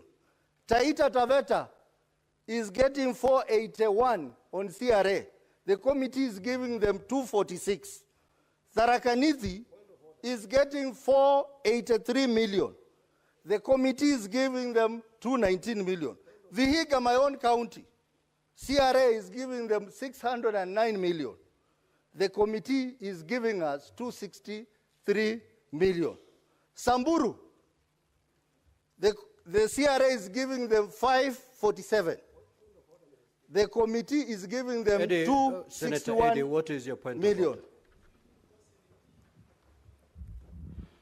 Mr. Speaker, because I sit in that committee, I also stand on 105, responsibility for statement of fact. Mr. Speaker, I appreciate what Senator Soti is doing in terms of reading the 11 counties considered to be small counties, losing or gaining. But I think for the purposes of the public, if you're going to read the CRA formula that was given, then you ought to read it for all counties. Because that's the first thing. You have to read it for the all counties, because when you read it for the all counties, Mr. Speaker, there were counties that were also bigger counties that were losing, as well as some counties that were gaining. So it is not in order to inform the public that it's only the smaller counties that were affected by the CRA formula. Secondly, the CRA formula was based on 417. Our formula is based on a baseline of 387 plus 405 that has come from the National Assembly. So that means that fact needs to be presented correctly so that there is no misguiding the public. Senator Osotsi, I hope you are... Mr. Speaker, you know I'm very thorough in what I do. Yes. Everything I do, I'm very thorough. In your being I thorough, have done my research very well. In your being thorough, yes. I know you're always very thorough, but in your being thorough, do not put an impression out there that only 11 counties have been isolated for losing. Well, that is the impression that... Mr. Speaker, I'm just demonstrating the points here. As you demonstrate, pick one big county or three that have also lost. There's a number of counties also I am lost. demonstrating the point here using the counties that I've listed. But I have done the simulation for under all the the CRA 47. formula, are the 11 counties, are they the only ones that are losing? There are counties which are losing, yes, under CRA. But what I'm trying to say is that even as we go for another formula, let us not have a huge loss from the CRA formula compared to the committee formula. That is the point I'm bringing, Mr. Speaker. Proceed. Mr. Speaker, having said this comparison, I want to request my colleagues in this House that have some sympathy on us from the small counties. Because we have laid our case about development, and I'm happy Senator Halwale has really supported that. So we ask you, honorable colleagues, that even as we discuss this, let us not be disadvantaged. And I think this is the basis in which the CRA came up with that formula they came. Mr. Speaker, the only way small counties can benefit, it is through equal share. Because the other parameters are not favorable to small counties. When you talk about population, it's not favorable to us. When you talk about land size, it's not favorable to us. And if you go to the third basis formula, which had 8 parameters, population at 18%, health at 17%, basic share at 20%, poverty at 14%, land area at 8%, agriculture at 10%, urban services 5%, rural access 8%. All those factors, Mr. Speaker, except the basic share, do not favor the small counties, Mr. Speaker. Mr. Speaker, I am saying that because the formula that the committee is proposing to us, it has two components. It is taking 387, which was based on the third basis as a base, and then sharing the remaining 12 billion, and applying a basic share in this formula, Mr. Speaker, for clarity. Because I had some committee members saying we have increased the basic share. They have only increased the basic share on the 12 billion, not on the entire amount. The CRA was increasing the basic share from 20% to 22% on the entire amount with a zero base. But this formula, it is putting 35% equal share on 12 billion only, Mr. Speaker. So it is not favorable to us. Mr. Speaker, all these factors of health, population, poverty, agriculture, urban, they are all based on population. They are population related. It doesn't favor the small counties, Mr. Speaker. And that is the formula that they have used in a component of that formula has been applied in the fourth basis proposal. Mr. Speaker, even the second basis, Mr. Speaker, is still using population at 45%. Equal share, this one was favorable, 26%. Land, 8%. Poverty, 18%. All that is not favoring us, except the equal share. So what I'm saying is that if we really want to help small counties, all the other factors are not helping the small counties. But the factor of equal share, and that is the reason why CRA increased the equal share from 20% to 22%. And that is why, according to the CRA formula, the small counties are gaining. So, Mr. Speaker, even as we speak about this formula, let us look at the equal share. The equal share in this formula proposed by the committee is not favorable because it's being applied on 12 billion only, Mr. Speaker. Mr. Speaker, when you talk about population, how I would wish that we talk about population density. Population density. In fact, whoever proposed these factors should have considered population density. A county like Kirinyaga, for instance, Mr. Speaker, a county like Vihiga, where people live in less than a half an acre piece of land, hugely populated. That contributes to many other factors like poverty and the rest. That has not been taken into account, Mr. Speaker, in this formula. So, Mr. Speaker, I want to say that we need to consult more. We should not be in a hurry to pass this formula because the first basis formula, the second basis formula, the third basis formula are all unconstitutional, Mr. Speaker, because they do not comply to Article 2 or 3 of the Constitution. And God forbid, if someone went to court, he would stop this process, Mr. Speaker, on the basis of Article 2 or 3 of the Constitution. We like that we sit down, reason together, and consider that one principle that all counties should gain. Second principle, we need to uplift the small counties. If we go that direction, Mr. Speaker, then we will make sense. And Mr. Speaker, at this point when we are discussing the formula, this is the point at which we have, depending on how we agree or how we push in this House, this is the point where we need to have a huge increase in shareable revenue. During the debate for the third basis, there was a huge increase in revenue because each county needed to gain. And for each county to gain, We don't need to look at the figures that has been there, 387 or 405. We look at the figure, for instance, 465 billion, Mr. Speaker, that we are proposing the DORA. So let us not put our minds on 387 or 405. Let us, as we discuss, let us focus on 465 billion, Mr. Speaker. And that is how you are going to help the small counties to make sense and be viable, Mr. Speaker. Mr. Speaker, I do not want to proceed beyond this. I want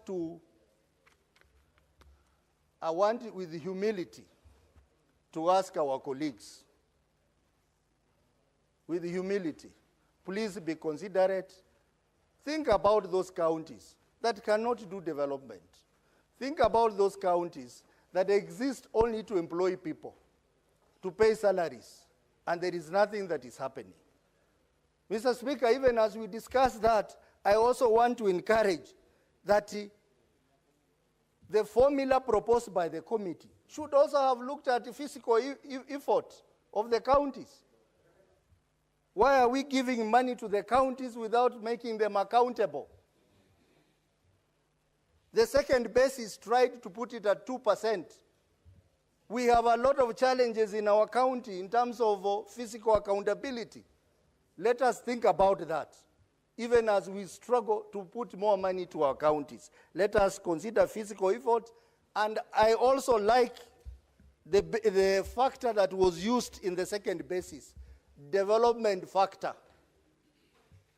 Let us look at development factor, how development is done in our counties, and use that as a basis also for the new formula.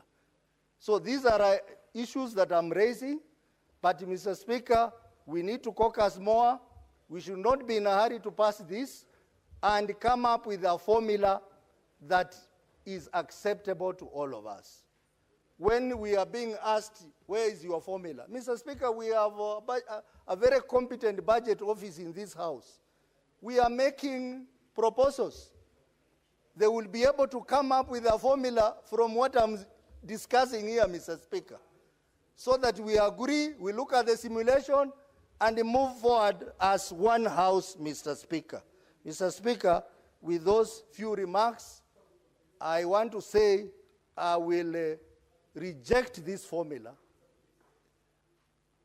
as it is, but I'm open for more discussion to have an agreeable formula that will be fair to all the counties. Mr. Speaker, I support. Honorable Senators. Senator Mofaya, take a seat. Honorable Senators, I would like to acknowledge the presence in the public gallery this afternoon of visiting teachers and students from Kigumo Bendera High School in Muranga County. The delegation comprises 114 students and 5 teachers who are in the Senate for a one-day academic exposure. Honorable Senators, in our usual tradition of receiving and welcoming visitors to Parliament, I extend a warm welcome to them, and on behalf of the Senate and on my own behalf, wish them a fruitful visit. I thank you. Senator of Muranga. I thought he was in the House. Senator Kirinyaga, would you be so kind as to welcome the students? Asante sana Mstahiki Spika kwa kunipa hii nafasi. Kwanza ningetaka kuwakaribisha wanafunzi kutoka Kigumo Bendera kwa niaba ya Senator Muranga ambaye kidogo ametoka nje. Na niseme ya kwamba Muranga ni mojawapo ya kaunti ambayo imetoa watu mashuhuri ambao wamekuwa kiwakilisha na kufanyia Kenya hii kazi nzuri sana. Na kwa hivyo wanapoendelea na masomo wajue ya kwamba kesho yao ndio wanaweza kuwa seneta katika hili nyumba ama hata rais wa nchi hii. Kwa hivyo pamoja na kuwakaribisha, naambia kwanza watie bidii katika masomo na kuwatii walimu wao. Asante sana Mstahiki Spika. Thank you, Senator. Senator William Kisang.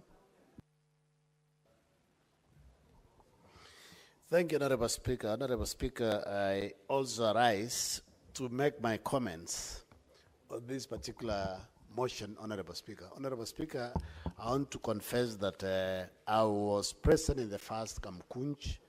Today morning, I was here by 7:30. In fact, I had to leave the burial for a priest that was killed that took place today in Nandi, but I attended the requirements yesterday in Eldoret, Honorable Speaker. Because of this particular motion, which is very important, and the Kamuguji that we had in the morning, Honorable Speaker.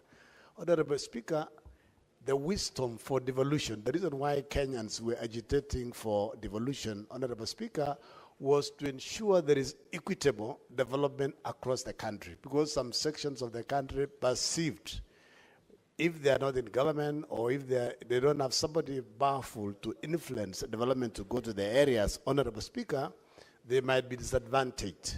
But it is so sad, Honorable Speaker, that 13 years into devolution, 11 counties have been very busy basically paying salaries and doing nothing, maybe maintenance, Honorable Speaker. That is why, as a caucus, we said, for this particular fourth basis of the formula, Honorable Speaker, maybe we need to talk, converse amongst ourselves and convince each other, Honorable Speaker, that we need all our counties to do something meaningful that we can be proud of devolution, Honorable Speaker. Otherwise, currently, we are not proud. We are only proud that we have additional elected positions like the senator, the governor, and the MCAs, Honorable Speaker, and women rep. Otherwise, for a county like Elgeyo Marakwet County, there is nothing much that has been done because of the Miaka resources that we have been receiving since 2013, Honorable Speaker. Honorable Speaker, I take you through Article 203 of the Constitution, Honorable Speaker, on equitable share and other functional laws, Honorable Speaker. Section 1 of 203, but F, Honorable Speaker, it says development and other needs. Basically, the title is the following criteria shall be taken into account in determining the equitable share provided for under Article 202 and in all national legislation concerning county governments enacted in terms of the character. National interest, that is A, Honorable Speaker. If you go to Honorable Speaker, C, the needs of the national government determined by objectives criteria. D, the need to ensure that county governments are able to perform the functions allocated to them. E, the fiscal capacity and efficiency of county governments. F, development and other needs of county governments, Honorable Speaker. Honorable Speaker, this article is very clear that we need to take care of counties. We need to ensure there is equitable development, Honorable Speaker. You can imagine, I've just said for the last 13 years, the 11 counties, basically what they've been doing is pay salaries. That is why we have said, because of the opportunity that has arisen because as a result of the fourth basis of the formula, Honorable Speaker, that let us speak, let us talk to each other, let us converse and reason together. The Bible is very clear that when you come together and reason together, things will change. Honorable Speaker, we want to convince our colleagues, especially the four counties. Senator Kalwale talked about Nairobi, Kiambu, Kakamega, and Nakuru, where they are getting close to 15 billion each, Honorable Speaker, each year. We are saying Elgeyo Marakwet County started with about 2-point-something billion. In this current financial year, we are getting 4.8 billion. And the functions that they have been, that have been transferred to Elgeyo Marakwet County are the same functions these other counties are getting. If it is CCs, we all each have 10 CCs or 12. Chief officers, the same. We have the same number of hospitals, Honorable Speaker. So that's why we are saying, in this particular formula, we are in agreement that basically what the committee has proposed, the first, the 387.25, Honorable Speaker, so that no county loses. So that every county gets what they get currently. We are happy and comfortable with that particular proposal. Then we are saying now, can we do an affirmative action to ensure the 11 counties move towards 6 billion? The committee, as a result of the Kamkunji in the morning, have proposed 2 billion. We are saying, can we improve the 2 billion that has been proposed as a result of the Kamukunji in the morning? Can we put it up maybe to about 4.5? But our desire is 6.7, so that all counties minimum, apart from Lamu, will be at 6 billion, and then Lamu moves from about 2-point-something billion to about 5 billion. So that is what we are saying. Can we look at this particular affirmative action of 2 billion for the 11 counties and improve it? Even if we don't go to 6.7, can we agree? Can we have a middle ground, say 4.7, so that at least each county, before we share whichever amount that is above 387, each of the smaller counties, the 11 counties, gets a minimum at least of 500 million. And then from there, we subject now the formula to anything above what we have agreed, Honorable Speaker.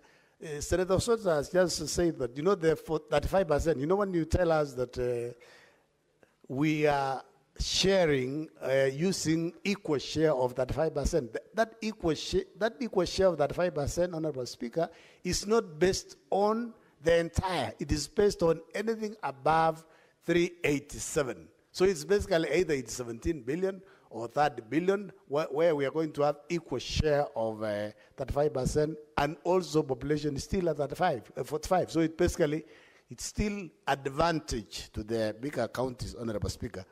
This is something that we need to reason together, because this money is not going to any one of us. It is going to our people. And your people, if you reside in Nairobi, or you are senator for Nairobi, or senator for Machakos, you have your people who are in Elgeyo Marakwet County. They need to benefit. They need to get development. They need to have good hospitals. They need to have medicine, Honorable Speaker, in these particular hospitals. So, Honorable Speaker, that is what we are saying. Let's reason together. And we have something that is agreeable, that is acceptable, because this is the formula that will take us for the next 5 years, Honorable Speaker. And Honorable Speaker, I also agree that we need to be serious. We cannot accept the 4-5 billion that is proposed by the National Treasury and National Assembly.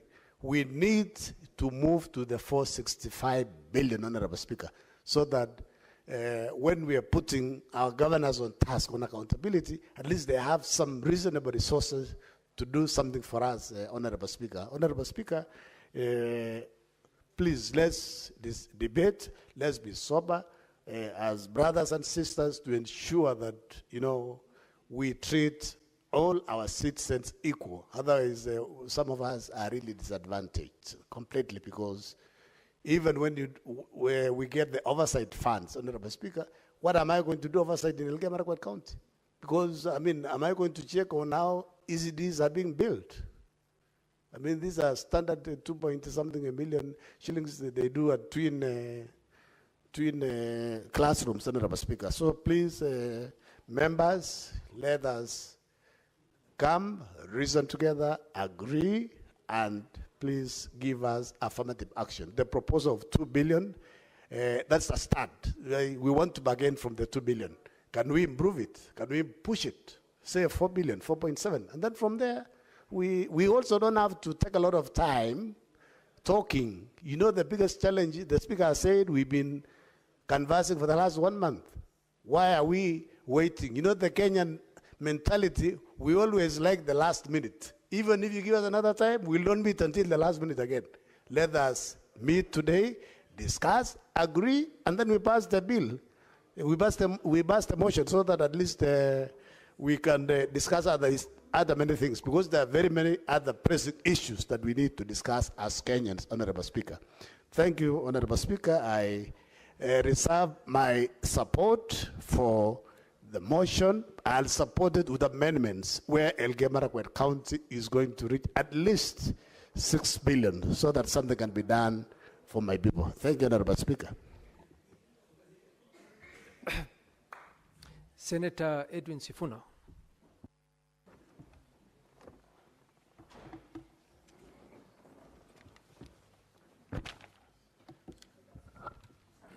Honorable Speaker, in our journey for leadership, we were told that sometimes it is good for you to concede that there are things that are complex, even for you as a leader, and you need to take time to listen to experts and people who have experiences in those fields so that they can guide you. Honorable Speaker, I must admit that ever since I came to this floor of this House, these matters of the formula and the parameters that are being proposed by CRA and the conversations from our colleagues is one of the most difficult conversations to grasp. Speaker, no wonder if you look at Article 215, Sub-Article 4, on what qualifies you to be a member of the Commission on Revenue Allocation, which is the commission that makes these recommendations. It says that to be qualified to be a member of the commission under this section, a person shall have extensive professional experience in financial and economic matters. Honorable Speaker, I remember the very first time the CRA put out a proposal in terms of the revenue sharing formula. I took time to seek out some friends of mine who are commissioners on the CRA. And Honorable Speaker, first of all, the picture that they painted for our country was quite grim for me. That, Honorable Speaker, we rely on data and statistics that are kept in the ministries and departments and agencies, but that data is so corrupt and corrupted and skewed that it is almost totally unreliable. If you start there, Honorable Speaker, and knowing, for instance, that this formula that is being proposed by the committee attaches extreme significance to certain data sets, the first one being population. Now, Honorable Speaker, you and me know that immediately you raise the question of the census of 2019, there are people who will tell you that that census itself is flawed. In fact, there is already a court decision, Senator Mungatana can correct me if I'm wrong, on the legality of the figures that were put out by government following the census of 2019. So if you attach 45%, Honorable Speaker, weight to that data set, there's already problems. But we are willing to be guided. And the most heartbreaking thing, Honorable Speaker, is that there are professionals who sit in these ministries. There are professionals who sit in our government agencies who will massage numbers for data, for health, for agriculture, for all sorts of things, to skew allocation of national resources towards their regions and even their communities. It is something that professional bodies in this country must look into. So, Honorable Speaker, we have a problem with the 2019 census. We have a problem with the poverty index. How are we supposed to navigate this entire process?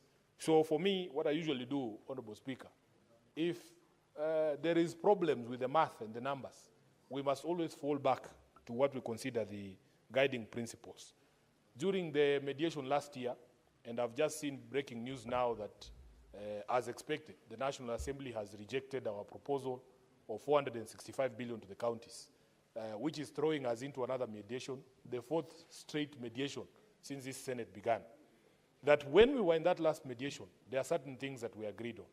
And also, Honorable Speaker, there are certain positions that the political party that I belong to has taken with regards to devolution and which are supposed to be guiding my decisions in this House when it comes to devolution.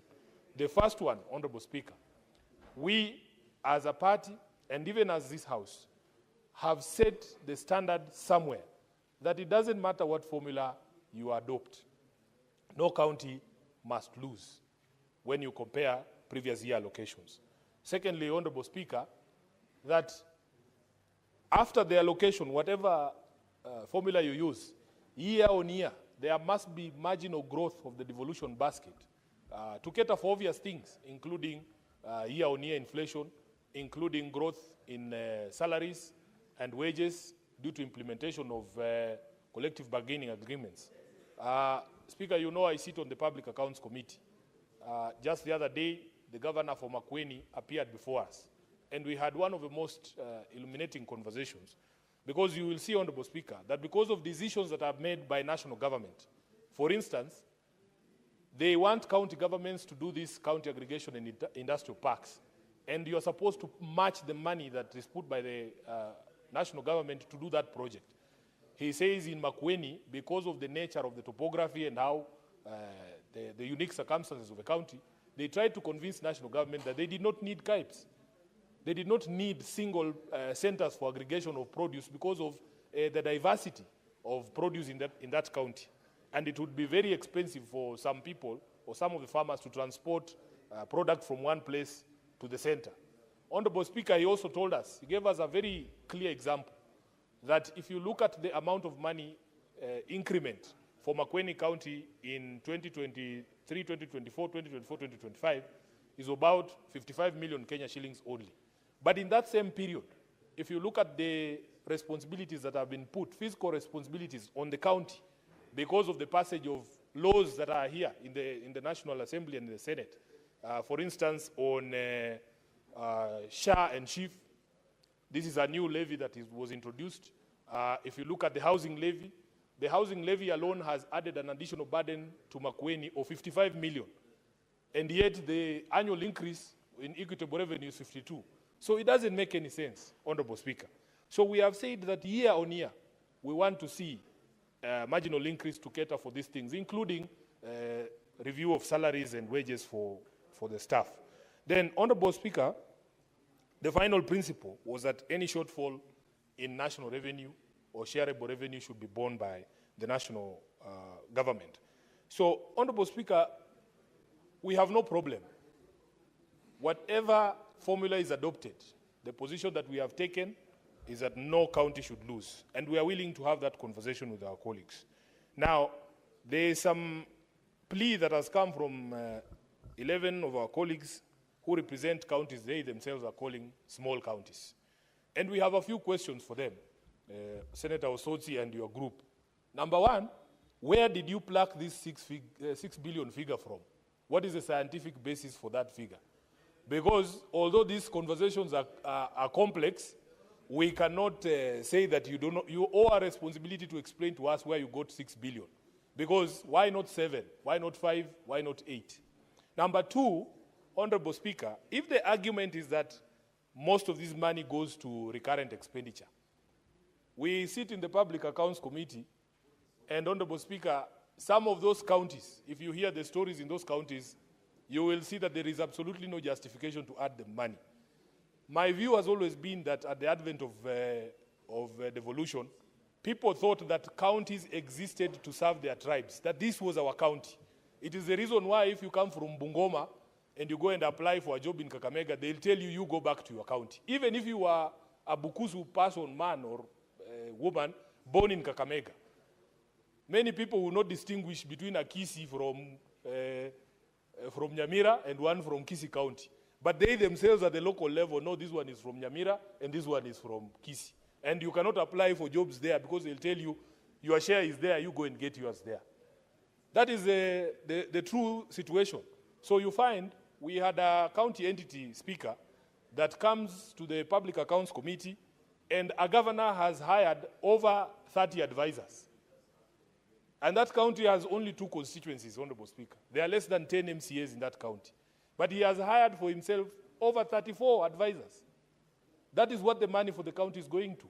The governor wants to be able to go to every village and say, I employed so-and-so's son, he's working in my county government. I've employed so-and-so's son, he's working in the county government.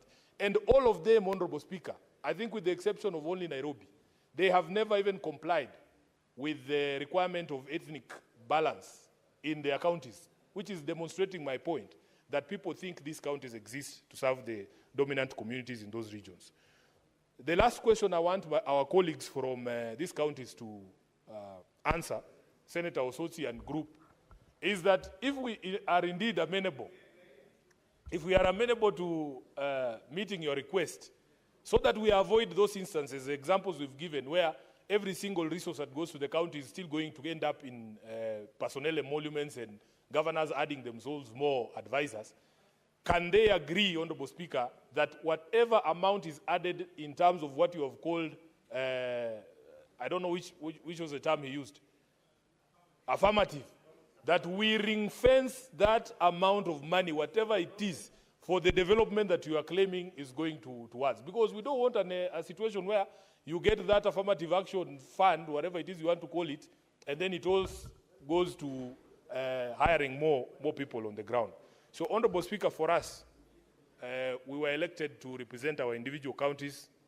The people of Nairobi expect that I will put up a fight for them to be able to get the highest possible allocation that we can get.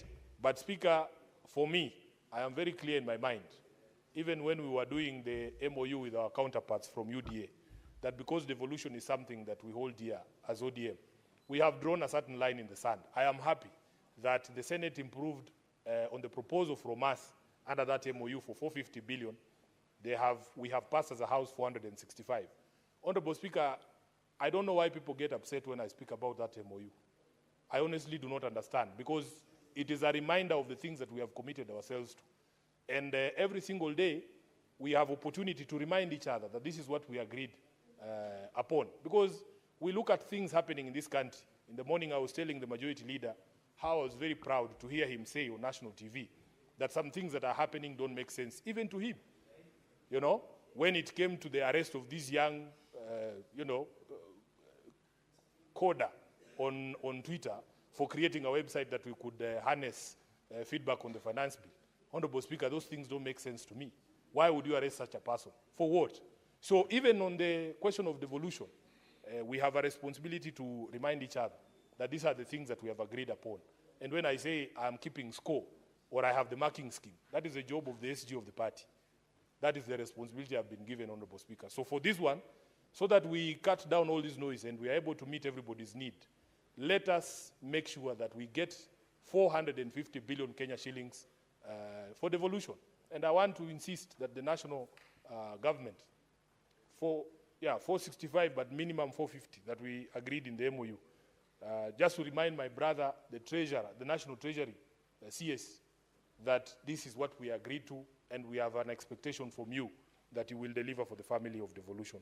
I thank you, Honorable Speaker. I support. Thank you, Senator. Senator Mungatana. Mr. Speaker, I want to thank you for giving me the opportunity to debate this motion. Mr. Speaker, I really support what the chairman has proposed and the committee has proposed before this House. I, Mr. Speaker, have been a benefit of the two informal meetings that we call Kamukunjis. Mr. Speaker, when this formula was proposed, I had the idea that I must do and say everything and anything so that Tana River can get more money. And so, Mr. Speaker, I tried to talk to colleagues here so that they can add one more percentage point to landmass, which we then changed and made and called geographical area so that it covers water. I also said that the poverty index should go from 12 to at least 13% to add another 1%. But Mr. Speaker, when we sat with colleagues here and discussed, most of the colleagues were showing that 11 counties were going to lose money and that we must speak as senators for the Republic of Kenya.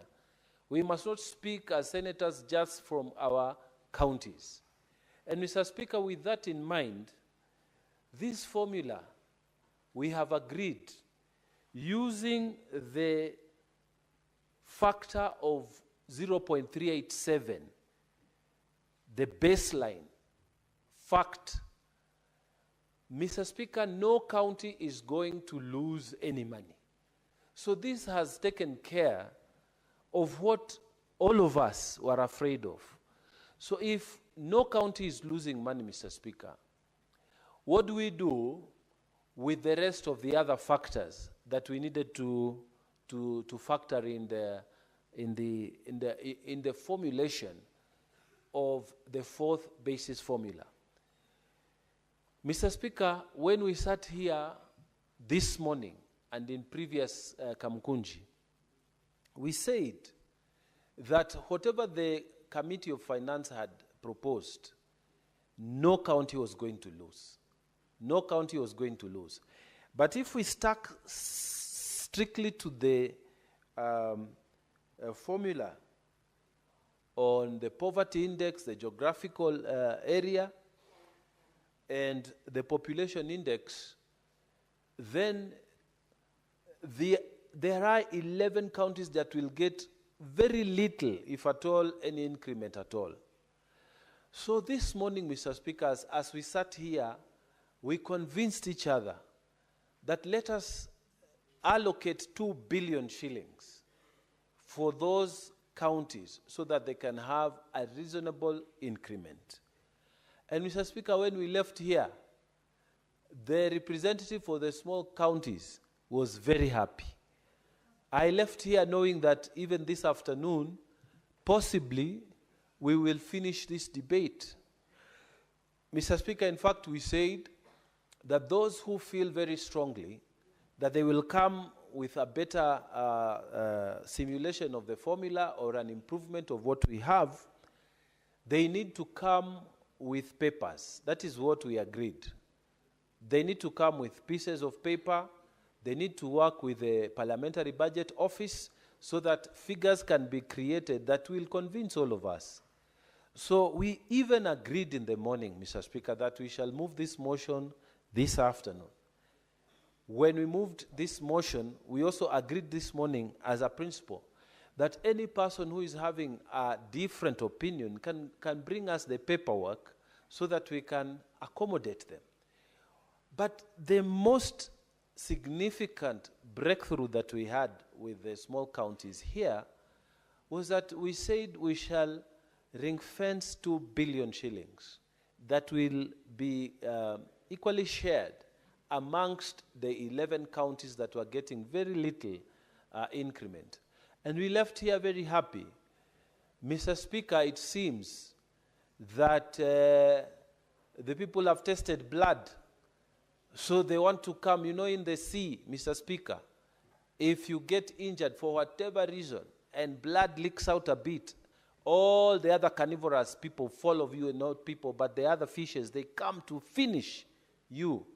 So I don't know what is happening. We have agreed on this formula. We have yielded and said we are ring-fencing 2 billion shillings. So we have said, let us start with this, and if there's anything else, again, we will reconsider. So now, all of a sudden, Mr. Speaker, we are seeing another attempt at increasing that amount again to a higher level. Now it seems then that there are those who are playing with the cards that are open, and there are those who are playing with the cards open and cards under that are hidden. And Mr. Speaker, in this way we shall not make progress. Because if we have ring-fenced 2 billion shillings, and we have said small counties are going to get equal amount on this, what is the problem again? Why should people now, I'm hearing colleagues talking about adding 4.7 billion. Then this means, Mr. Speaker, even those counties that were now getting, because that same amount must be taken away from the original cake. So then the whole thing now will collapse. I am asking colleagues, with a lot of respect, that if we have agreed on something, let us carry it to the conclusion, the logical conclusion. Let us not be looking at this matter in terms of what is my county getting. We agreed here in the morning that we are going to speak as Kenyans, not according to County Tana River and other counties. We said that we are going to carry all of us, and because of that spirit, Mr. Speaker, we conceded that whatever amount that will be allocated, let us set aside 2 billion to carry the 11 counties. So now, colleagues are now suggesting that we should go as high as 4.7 billion. This, Mr. Speaker, is not the correct way to tackle these things. Because we also would like even a change of that formulation. We would like to look at it so that our own counties can benefit. But we've said, let us be patriotic, let us be agreeable, let us agree, and what we agreed here informally is what we are going to put today. Mr. Speaker, we had said this in the morning, that those who are not attending the informal meetings will come and bring confusion, and now confusion is coming. In fact, I remember very well that it was Honorable Morango who was giving us a very good Kiswahili proverb that I can't quite recall, that says that those who are not there may come in the. Can you give it to us, Mheshimiwa? That's the one that said that, I don't know, those who come later. Yeah, he can. Senator Murango, Senator Mungatana, would you like to be informed by Yes, Senator Mr. Murango? Speaker, I want to be informed of that.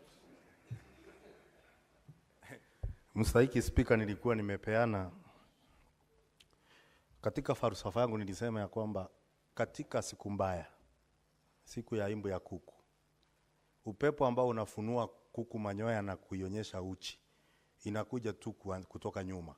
Nikipeana sababu ama nikipeana mfano ya wale ambao watakuja nyuma na kuongea mambo mengi kwa sababu hakuwa kwa mkutano. Asante sana Mr. Speaker. Thank you very much, Senator, because you have extremely good and fantastic capture of the Kiswahili language, very rich. And Mr. Speaker, nothing can demonstrate it more than what Honorable Senator has put. That the ones who are going, the ones who are the wind that comes from behind is the chicken is the one that makes the wings and those manyoyas. I don't know what we call them in English again. To expose the skin of the chicken. And the ones that come behind, and they've come behind, they have started exposing that skin again. And we had covered it so well. We had agreed, because that debate was here in the morning, Mr. Speaker. And it was here in the morning, and we went through all the things. We agreed we don't destabilize things. We don't quarrel. We don't fight. Let us speak like Kenyans. And we agreed that we are going to carry even those who are calling themselves small counties. So, Mr. Speaker, what I want to urge colleagues is that unless there is a very nice, and that is also, we agreed that if you have, you can circulate another simulation developed by the Parliamentary Budget Office through maybe suggestion of this principle to improve on what we have, then we can go with what has been proposed. But if that has not come, because up to now, Mr. Speaker, there is no paper that has been circulated. People are speaking generalities, you know. We are requesting, Mr. Speaker, that surely if the formulation can be brought afresh, that will say that what we agreed upon in the morning has been improved, and by what margin and how it was improved, then let us move, because we said that we are going to be open, we are going to speak as Kenyans, we are not going to fight, because this formula is supposed to be the best that we can get for the next 5 years to guard how we are going to allocate our resources across the counties. And Mr. Speaker, from what we agreed in the morning, nothing has come out to improve on that formulation. From where we sat, because if it was indeed there, we would have seen it even on the order paper or something circulated, or the chair would have told us. I don't know, I'm seeing this paper. But Mr. Speaker, what we are saying, unless there is a tremendous improvement on what we did, I think the morning formula was the best. We took care to make sure no county has lost. We took care and put aside 2 billion shillings for the counties that had very little improvement in terms of very marginal increments. So I do not see why we cannot agree on this formula and we make progress. Mr. Speaker, I submit that the formula should go as proposed and seconded on the motion. I thank you, Mr. Speaker.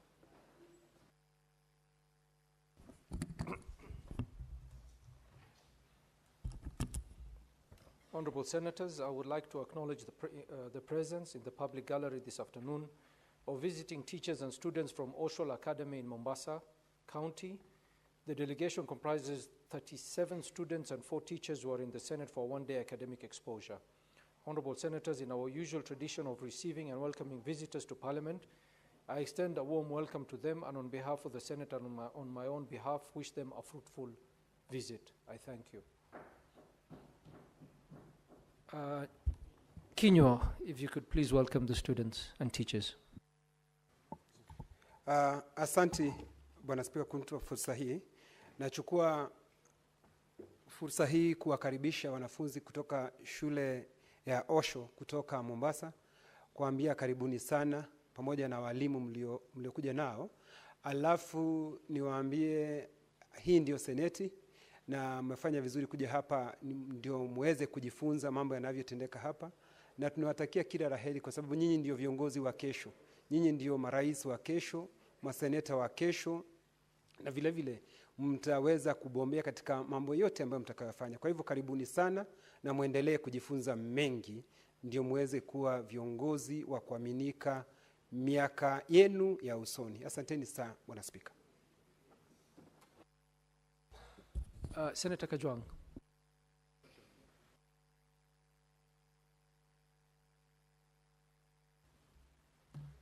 Mr. Speaker, thank you for this opportunity to contribute to the debate on a matter that is one of the most important functions of the Senate.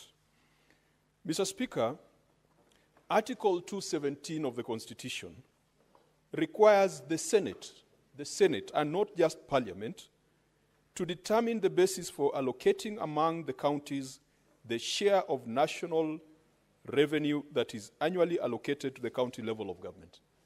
Mr. Speaker, this is one of the few original functions of the Senate. You remember, even impeachment begins at the National Assembly.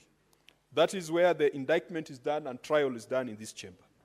But when it comes to this formula, Mr. Speaker, the Constitution is very clear that it is the Senate that originates it by a resolution. And in the event the National Assembly disagrees with the Senate, the threshold has also been defined. The threshold is so high that it can only be amended by the National Assembly if 2/3 of the members of the Assembly vote in support of an amendment. Mr. Speaker, this is an extremely important exercise that is done every 5 years. If you look at comparative jurisdictions, the United Kingdom has been struggling with the concept of devolution, the sharing of resources between the center and the other entities like Northern Ireland, Scotland, and Wales. But in their case, they came up with what is called the Barnett formula. The Barnett formula is fairly fixed. I know it has been criticized, and it has featured even when the regions are doing referendum for secession. The Barnett formula has been accused of perpetuating disparities amongst the regions. But in the UK, you do not really need a resolution of Parliament to decide how resources are shared between Scotland, Wales, Northern Ireland. In South Africa, Mr. Speaker, we've got the provincial equitable share formula. Mr. Speaker, South Africa, their devolution structure is not very, very different from devolution structure. In Nigeria also, they've got a formula which has a lot of parameters that is given effect through an act of Parliament. Mr. Speaker, since we promulgated this constitution, we have had 3 formulas. But Mr. Speaker, the first formula and the second formula were largely the same. If you looked at the factors that were there, it was just tinkering with the numbers, slight tinkering with numbers. In the first formula, population was at 45%, and it was the same in the second formula. Equitable share was at 25% in the first one, it was 26% in the second one. So Kenya has not really changed the basis of allocation of revenue until the third formula. Mr. Speaker, I was in the House when we had the classic debate on the third formula for revenue allocation. And Mr. Speaker, it took almost 11 sittings of this House. Each sitting was extremely volatile, was extremely noisy, was extremely contentious, as we sought to find a middle ground to ensure that there was some equity in allocation of resources. When the plenary could not resolve the matter, And when Kamkunjis, the ones Senator Mungatana has referred to, could not resolve the matter, because as it was then and as is now, we'd go into Kamkunjis and agree informally, but then when members came to the floor, they would play to the gallery, or they would play to the political persuasions that they subscribed to, and for 11 meetings, we could not agree on anything. Ultimately, the House resolved to set up a bipartisan committee. Mr. Speaker, I was privileged to be a member of that committee. This committee was co-chaired by Senator Moses Wetangula and the current governor of Nairobi, Governor Sakaja. Mr. Speaker, we spent a lot of time in this chamber. We did almost 1 week of meetings. But ultimately, the agreement that we came up with, I can tell you, was not based on any science. It was based on this concept called holding harmless. It was based on the concept of making sure that nobody lost. And so we froze an amount and said that a certain amount would still be distributed on the basis of the second formula. And we introduced a new formula that would apply on increments from that threshold that we are defining. Mr. Speaker, in my view, the third formula was perhaps more scientific and more service-driven and more sector-driven. Because in the third formula, we brought in aspects of service delivery. We put a measure on health. And on measuring health, we were looking at picking data and seeing, how many level 4, level 3s, dispensaries that a county has. And CRA had a worksheet that had all that data. Now, the problem was some counties, in a bid to look good, had upgraded a lot of their hospitals to be level 4 in name, but there was nothing in terms of facility. As a result, Mr. Speaker, I realized that between Homa Bay County and Migori County, Migori was getting almost 200 million more on the health index because they had fewer level 4 hospitals. Homa Bay was getting less because my governor then wanted to show that he was working, so he upgraded a lot of level 4. So it looked like Homa Bay was doing better on the health index. We had certain parameters around agriculture. And Mr. Speaker, I do recall the then Senator for Nairobi brought it to our attention that agriculture is not just a rural occupation or preoccupation. And he gave us as an example that one of the main dairy producers in this country is here in Nairobi. I think there's someone who operates in Karen and produces a lot of milk, perhaps more milk than any other producer around. The third formula was elegant in the manner in which it broke down the service dimensions. The only failure was lack of accurate data to back it up. And Mr. Speaker, even the rural access index was based on the number of roads in a county.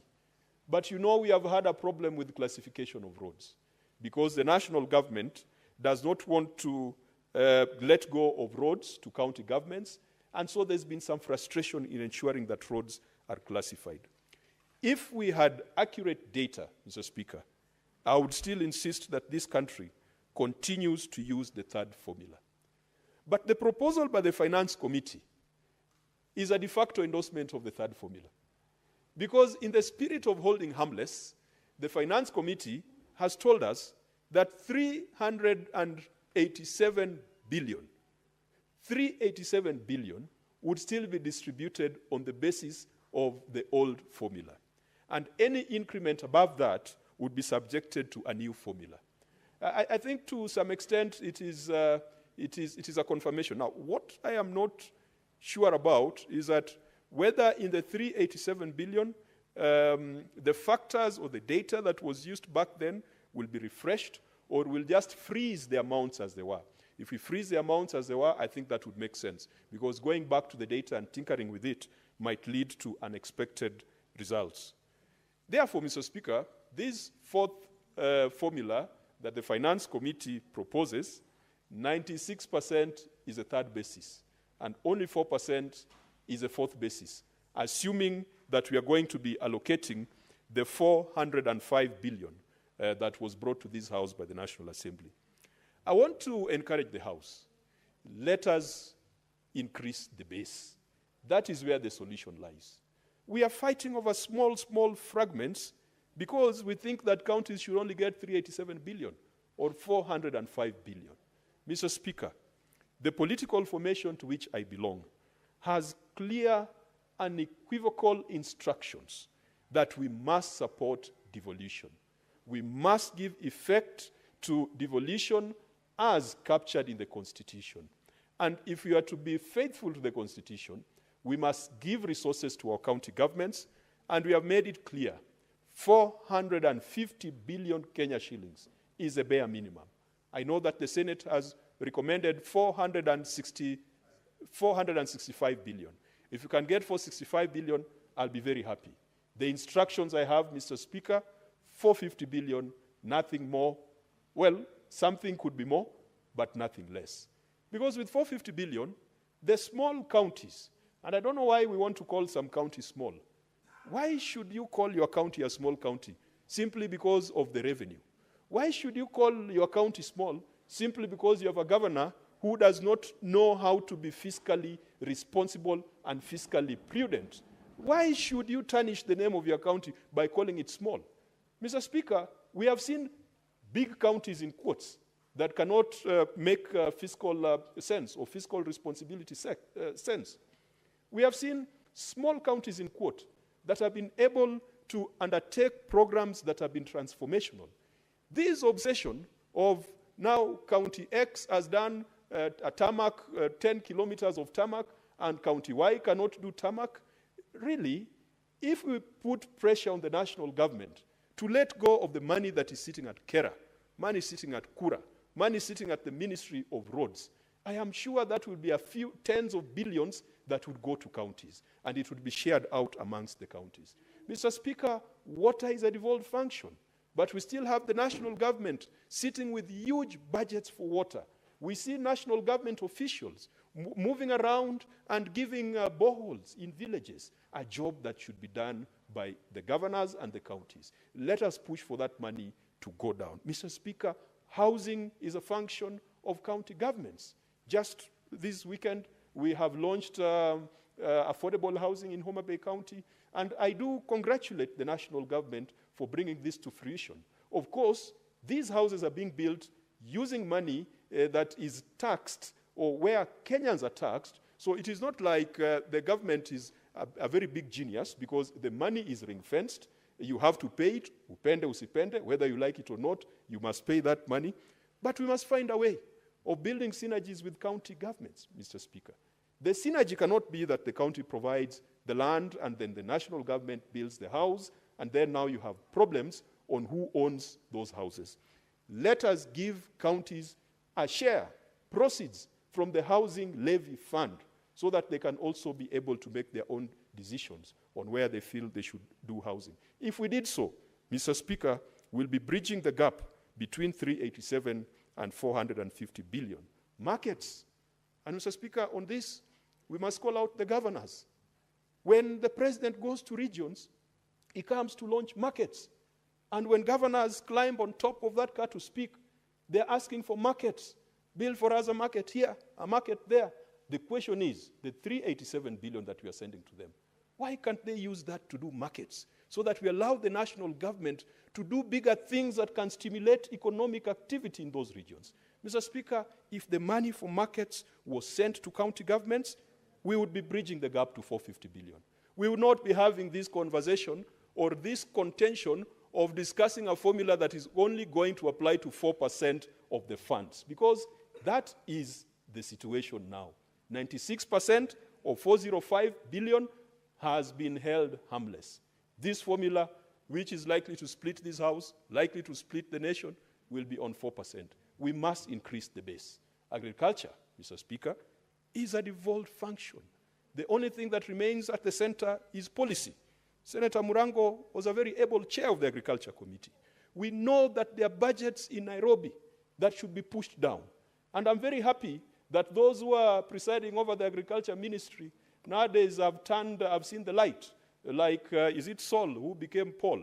That even though they brought fertilizer here for us to sniff and to touch, And I remember Senator Murango was sniffing the fertilizer.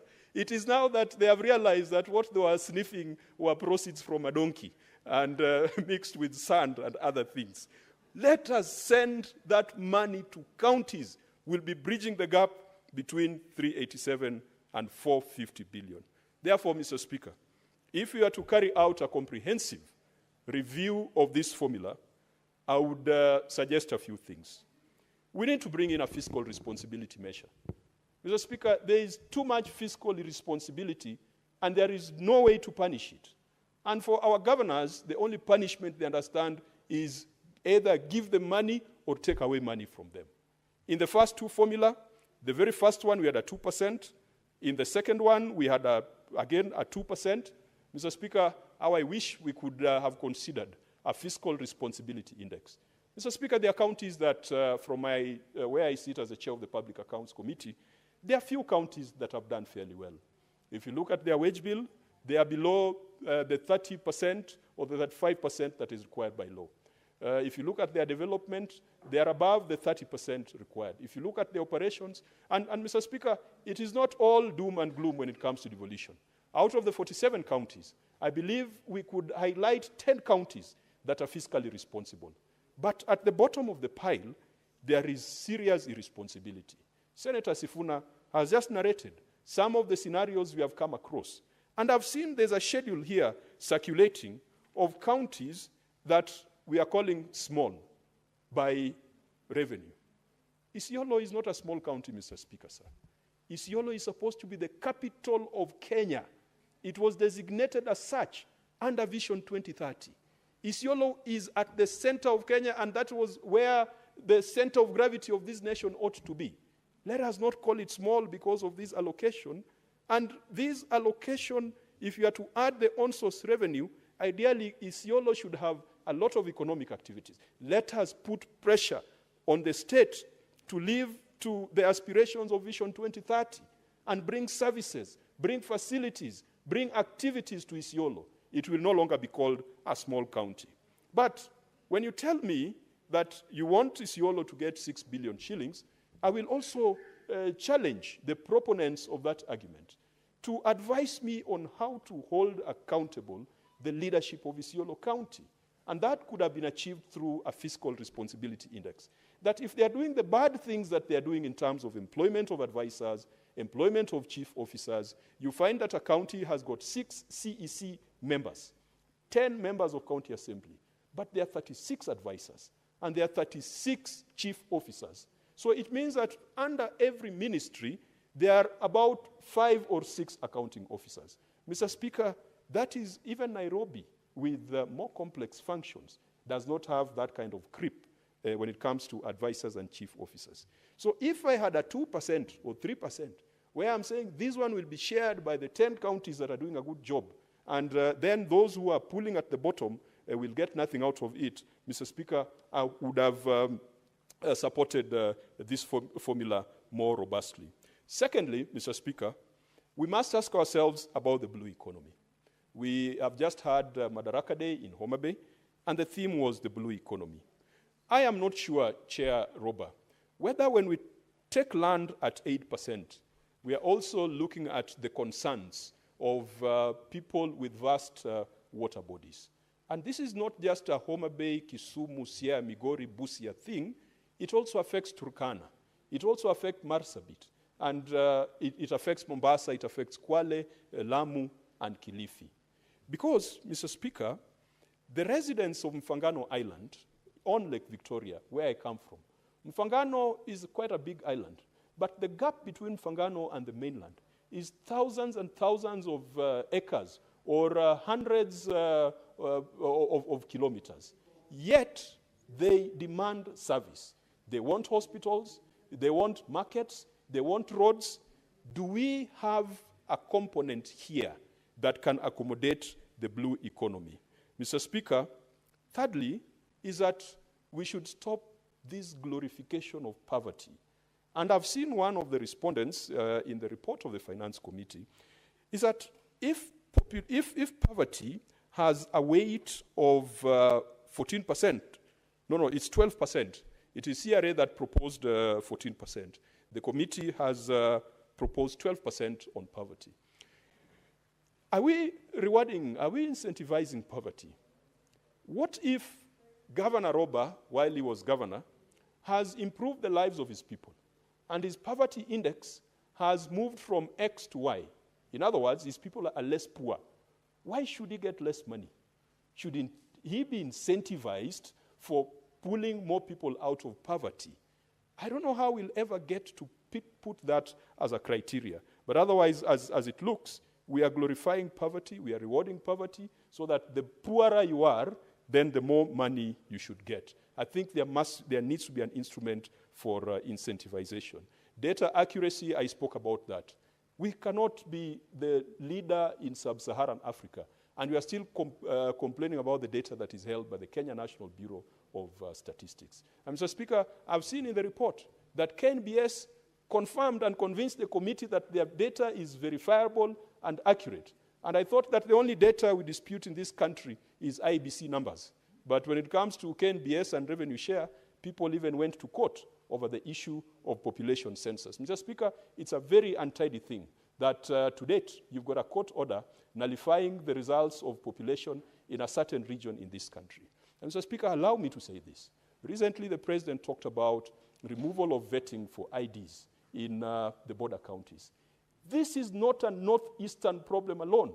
Even me, Mr. Speaker, I was forced to go for vetting when I was applying for my ID. Why? Because we neighbor Uganda. So this suspicion about northern Kenya around population, it is part of that discrimination, systemic discrimination of certain parts of this country. It is not just northern Kenya. It affects us in Homa Bay, affects us in Migori, in Busia, and the counties that border Lake Victoria. Mr. Speaker, again, can we demand for more money to go to counties? Because the Constitution requires us to base it on the most recent accounts. And the most recent accounts, going by Article 2293, should be the revenue accounts for 2023-2024. The Treasury is trying to convince us to use 2021. That is unconstitutional. Mr. Speaker, if we had 450 billion, then we will not be in this situation. Could we, as a House, agree, even though that some of us are in broad-based, but one key point in broad-based was support for devolution. It is 450 billion Kenya shillings. That is what we signed for. We didn't sign up for broad-based for small markets here, a small stadium there, a small road there.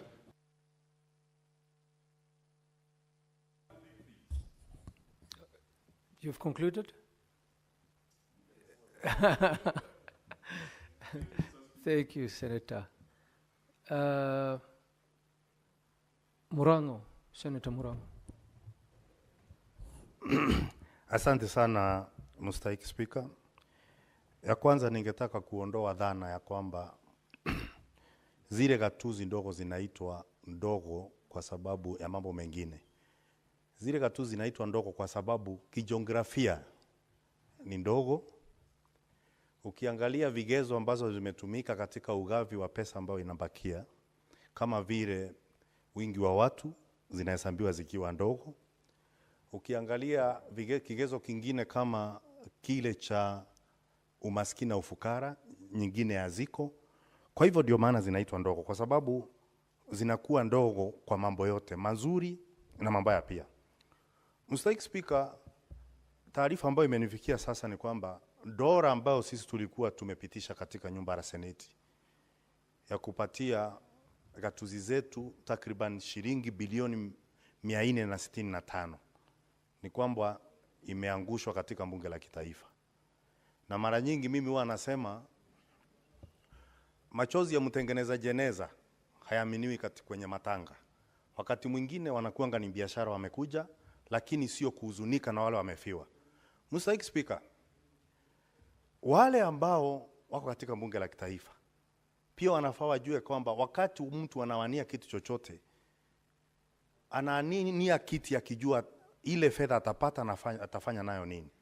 Kwa hivyo wakati tunajaribu kupata pesa zaidi kwenda katika gatuzi zetu, lakini inapofika katika bunge la kitaifa, dola ambayo imepitishwa inaangushwa, inaonyesha ya kwamba tayari adui wa ugatuzi ni akina nani. Na kwa hivyo tunarudi pale pale tulipoanzia. Mr. Speaker, mimi nimetoka Kirinyaga. Mimi ni senator wa Kenya kutoka gatuzi la Kirinyaga. Lakini itakuwa sijafanya haki kama sitaongea ya Kirinyaga pia nikiongea ya gatuzi zingine katika nchi ya Kenya.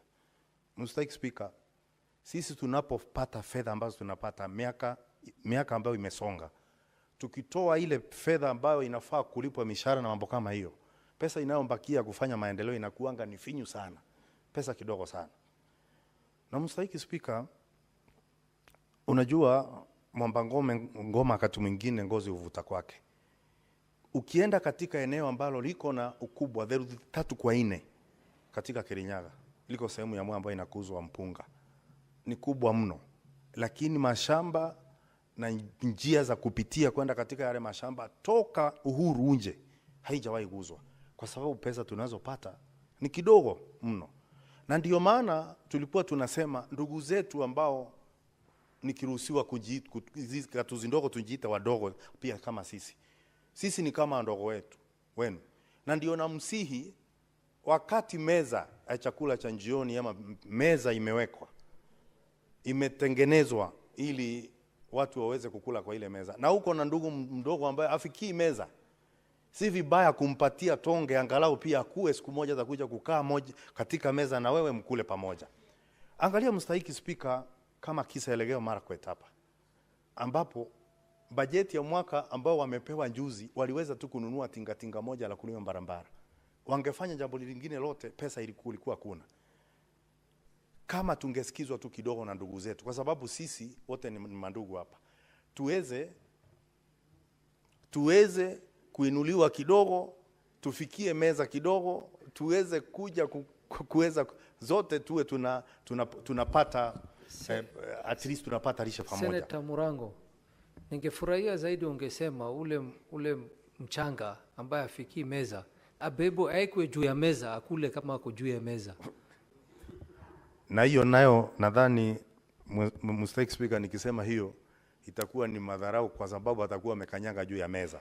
Tunataka tu kupewa angalau tonge tuweze pia sisi kukua na zile gatuzi ambazo wanafaidika zaidi. Kwa hivyo yetu ni maombi Mr. Speaker. Mr. Speaker, nilikuwa nasema hivyo kwa sababu na pia tunapotafuta hizi fedha kuna mambo ambayo inafanyika katika gatuzi zetu ambayo mpaka tumalize pia. Gavana tunapowapatia pesa kwenda kwa gatuzi, lazima ajue pia wako pale kwa sababu ya wale waliochagua, na kuna sheria za kufuata kwa sababu katiba lazima ifuatiliwe. Na mfungu achagui Uingereza. Kwa hivyo wakiwa pale lazima watafuata sheria, kwa sababu mara nyingi ni kwamba tutangangana kupata zile fedha, lakini zinapofikia mangavana wanaanza kuwa wajeuri, wakiitwa katika kamati ya waji, wakiulizwa maswali ya wajibu, lakini sasa hivi wanataka tuwapatie pesa. Mimi najua kuna mpango na Jama Fiche, hata zile pesa zinaokotwa katika gatuzi la Kirinyaga katika malipo ya ndani kwa ndani, kwamba nyingi zinapotea na nyingi zinaimbiwa. Na kwa hivyo ningesema ya kwamba mangavana mpaka waanjibike. Nikimalizia,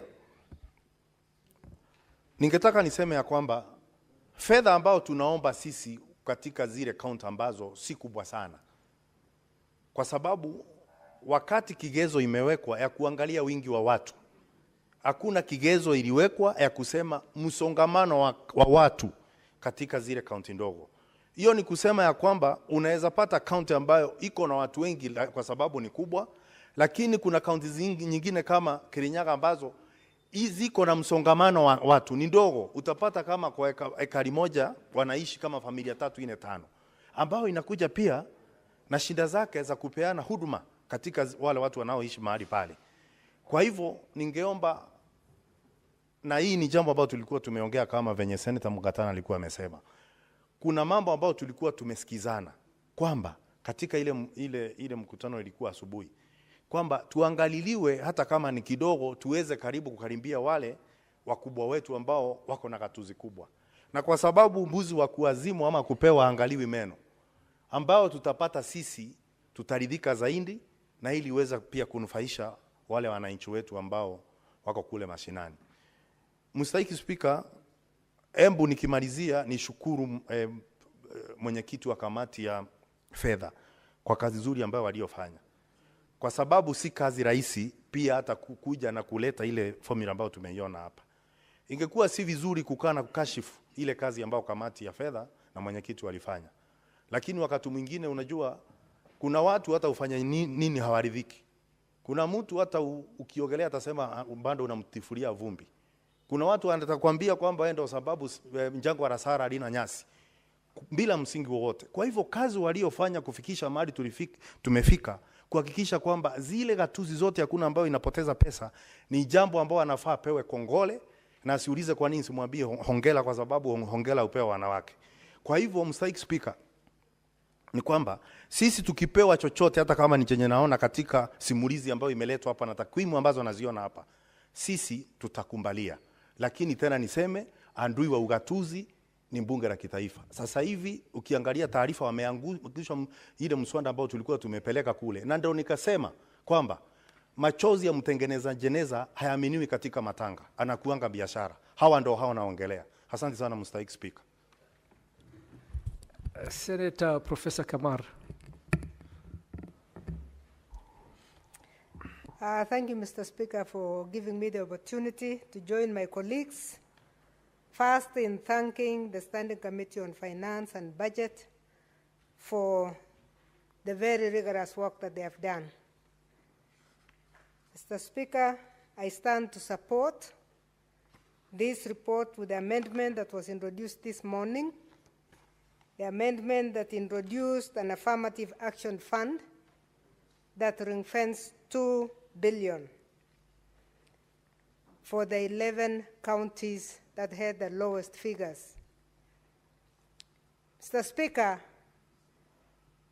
I want to support because in the third formula, where I was present and I sat on the chair you are sitting in, we took about 11 sittings, very difficult sittings.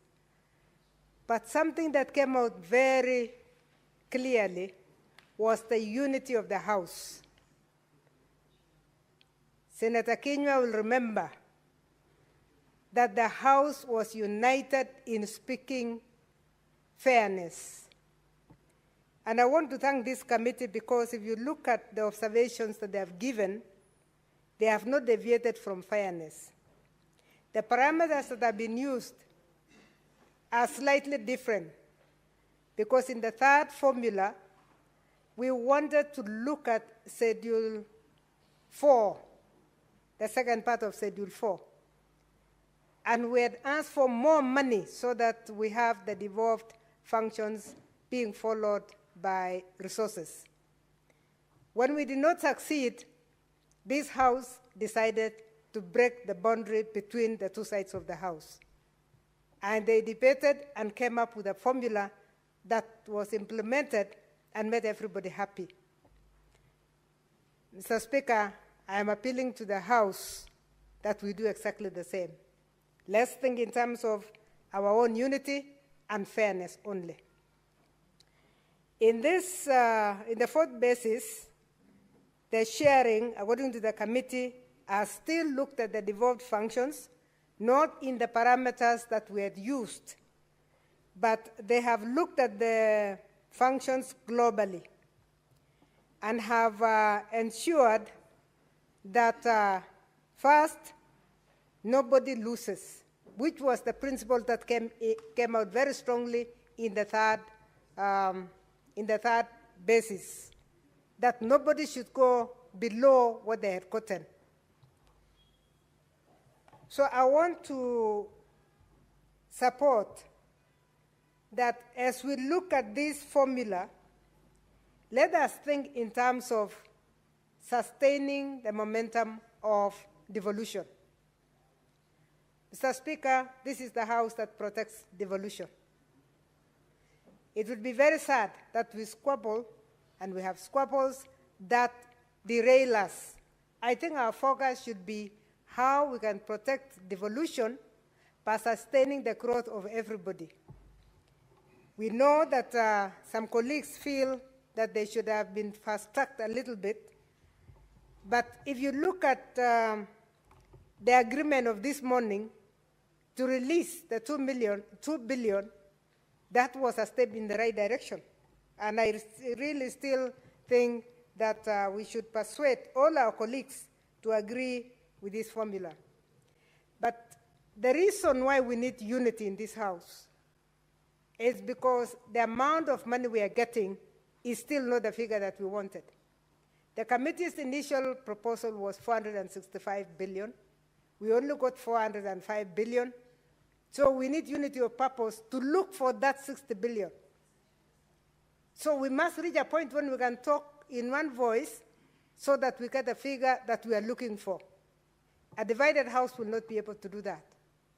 So at the end of this debate, we must remain united, and we must really consider the fact that all of us must move together. I want to persuade my colleagues that we accept the resolutions that came from today's Kamukunji, because we called for it for that very purpose. But Mr. Speaker, where is the actual problem in the money? Because we seem to be fighting over little money. The actual problem is the progression of funding the counties. In Bomas, the ideal situation was that in 20 years, 50% of the resources of this country should be in the devolved unit. That we expected 50% to be in counties in 20 years. Right now, Mr. Speaker, we are only in the third term. And the rate at which we are going, we will not reach 50%. So as a House, we need to be united to refocus and fight for the resources to go down. And this is possible, Mr. Speaker. It is possible because there are functions that have been devolved, but resources have not followed. Even though the committee is saying in that paragraph, in the paragraph H, that the funds have been shared in the context of the devolved functions, we still have a lot of functions that are supposedly devolved in the Constitution, but they have not been funded. I said this during the debate of the third formula, and I want to repeat it, that Kilimo House is still full. Ministry of Health is still full of staff who were supposed to have been transitioned to take care of our counties.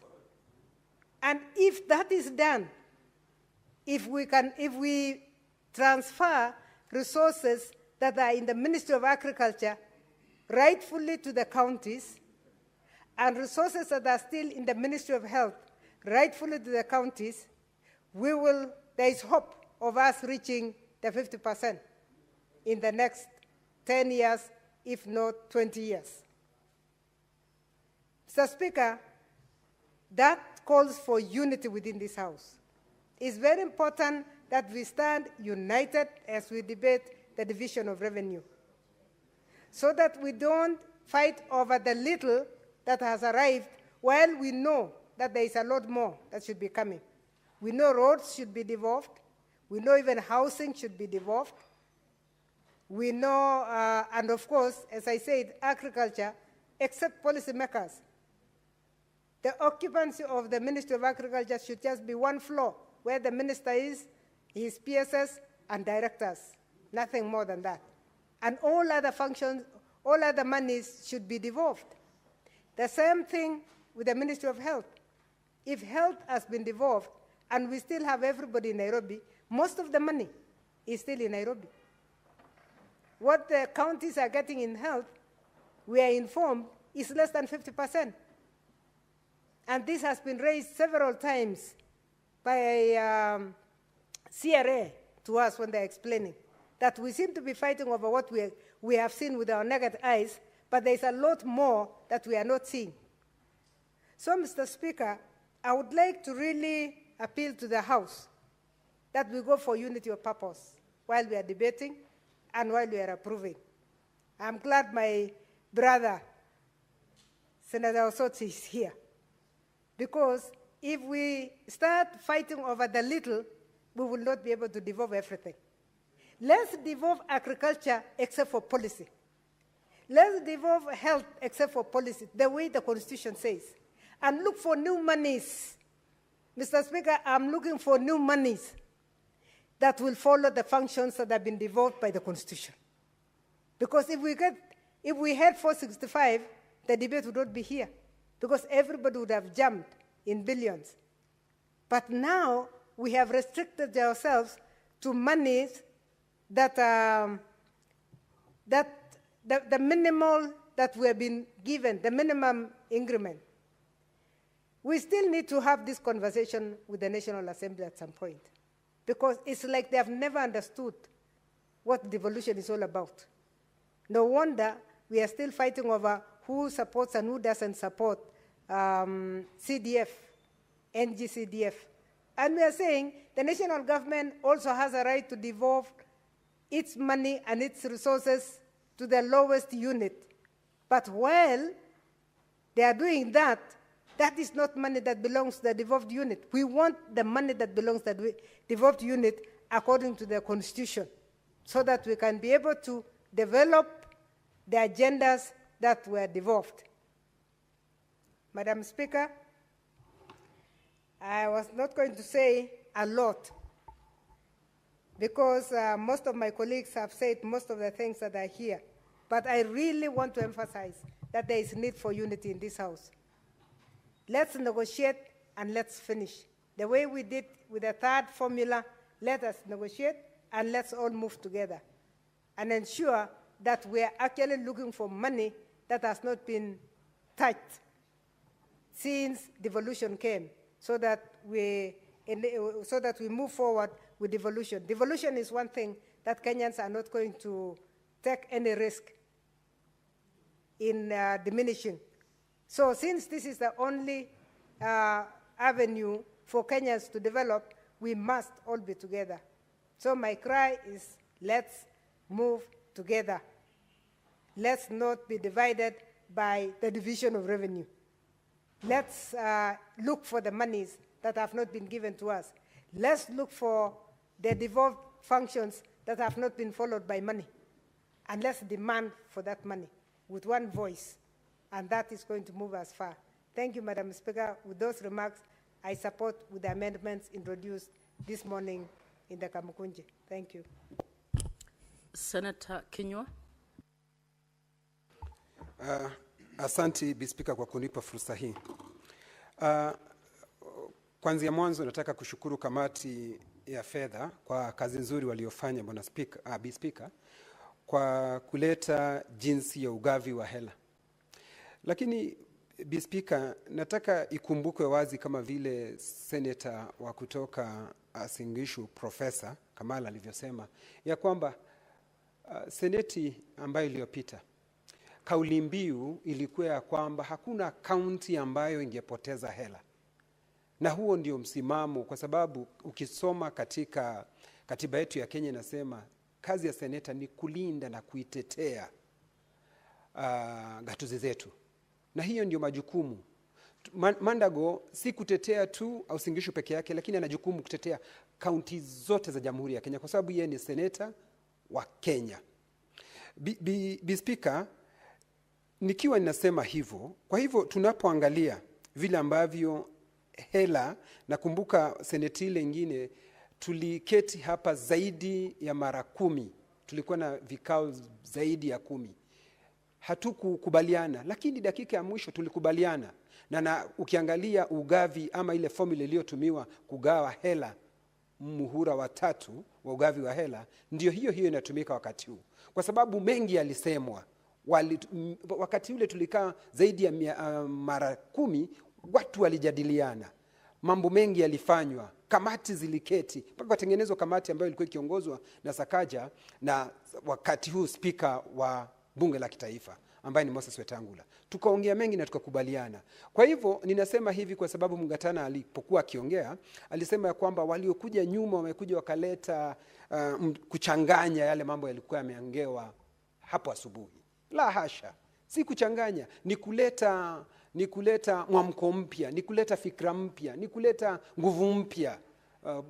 Bi Speaker, kwa sababu wakati watu wanafanya majadiliano, mtu na mzungu anasema ni mjinga tu peke yake asiyebadilisha mawazo. Kwa hivyo wale wengine wameleta mawazo mapya, mawazo mageni, hata wao wanapaswa kusikizwa.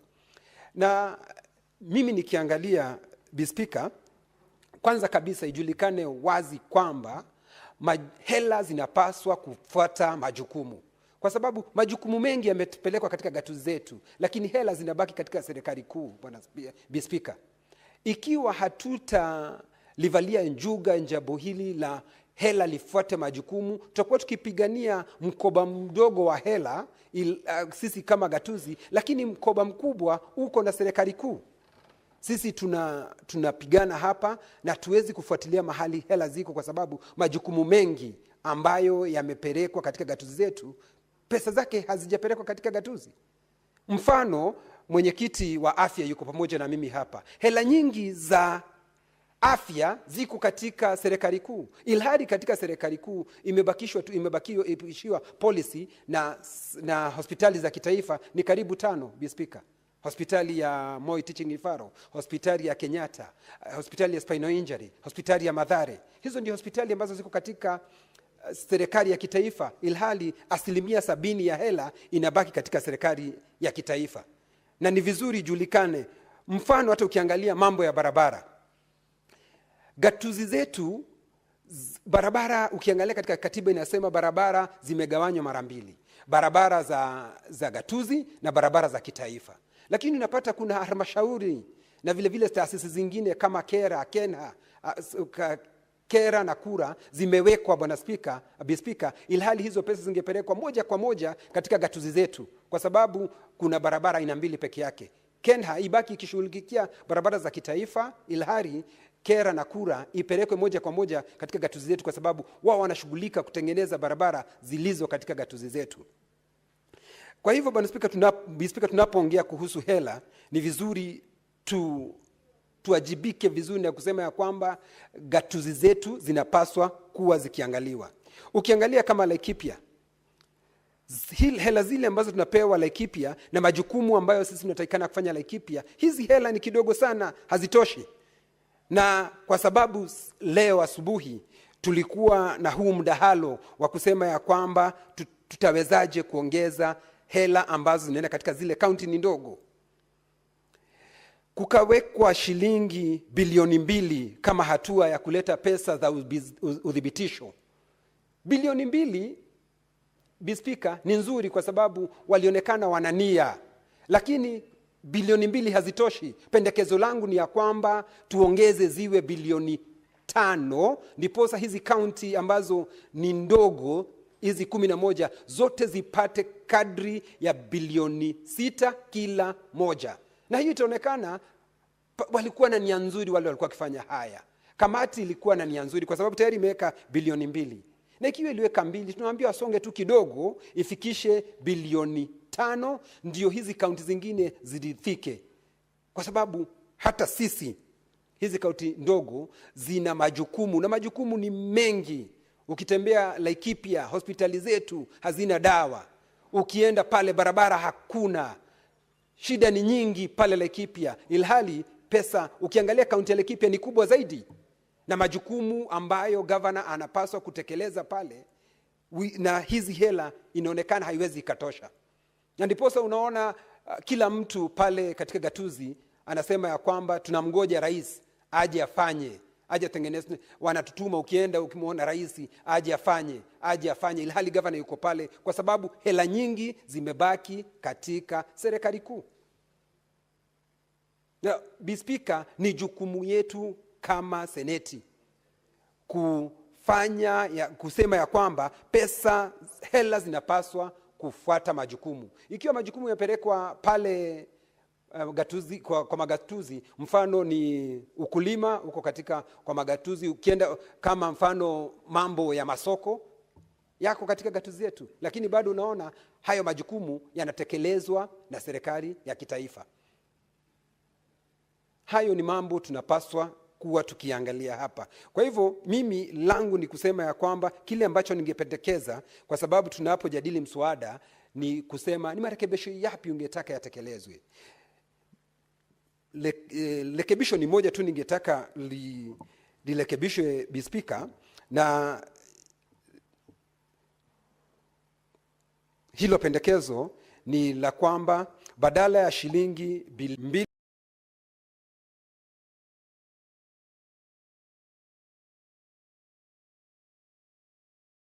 ambayo inatumika kama ya udhibitisho, ndio hizi kaunti ambazo ziko chini ziweze kupanda, ningelipendekeza kuongezwe bilioni 5, na hii itawezekana. Na Bi Speaker, na tusiseme tu hiyo, tuweze kueleza kinaga ubaga, kwa sababu wakati tunasema ni bilioni 5 tungetaka iongezwe, ni wakati pesa ambazo ugavi wa hela ni shilingi bilioni 405. Lakini tunapaswa kusukuma zaidi, kwa sababu katika seneti hii sisi tulipitisha tunataka bilioni 465, na hiyo inawezekana tukifanya pamoja, kwa sababu seneti ile ingine tulitembea pamoja na tukawa na ile na kauli mbiu ya kusema hakuna kaunti ambayo inapaswa kupoteza hela. Na tulipofanya hivyo, nataka kuongea na Mungatana, Bi Mwenyekiti, tulipofanya hiyo, seneti hii iliweza kuongeza ugavi wa hela, tukaongeza na bilioni 50. Hata sasa tukiwa na nia, najua tuna uwezo, tukitembea pamoja, kwa sababu umoja ni nguvu, utengano ni udhaifu. Na waomba maseneta wenzangu, na waomba tusiseme kuhusu bilioni 405, sisi tulenge bilioni 465, kwa sababu hiyo ndio majukumu yetu, kutetea gatuzi, na hiyo ndio jukumu yetu kubwa katika seneti hii.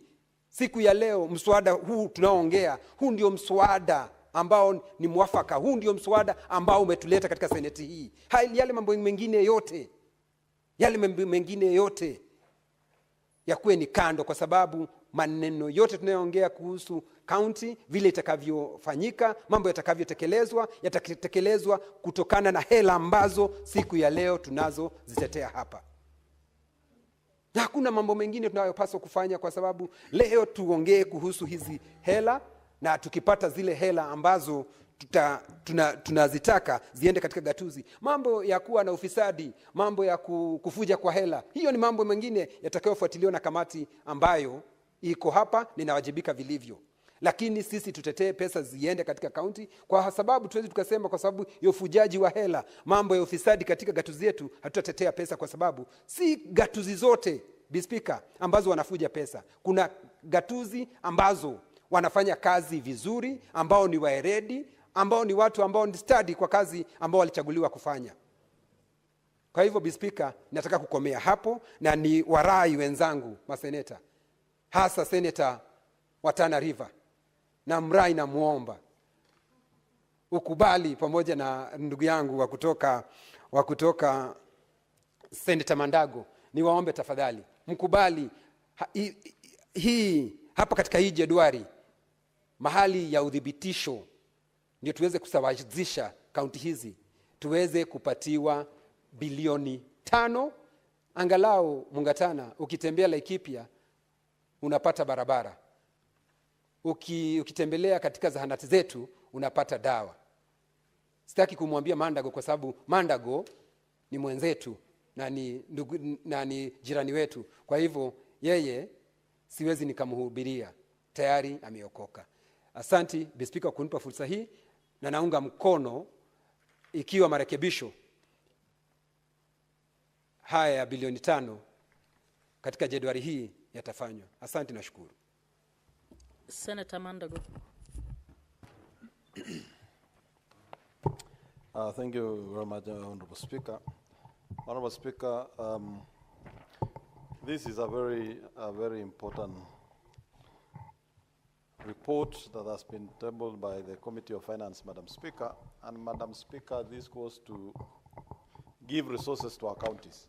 Madam Speaker, from the onset, let me say that I agree with my colleagues who have advanced the argument that the so-called small counties, Madam Speaker, be allocated a minimum of 6 billion. I don't think it is too much to ask. And I say that not because I'm against any county from getting any allocation, but I say that as part of Kenyans who have traversed this country and understand the challenges that those the so-called small counties undergo, Madam Speaker. Madam Speaker, allow me to say the following in support of additional allocation of funds to the small counties.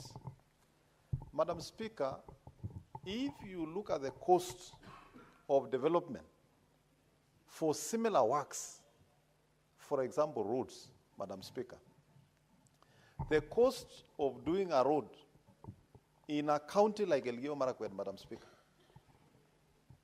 1 kilometer of road to cut through the hills will cost the county government, and we are just talking of rural access roads. We are not talking about paved roads. Cost not less than 5 million to do a kilometer.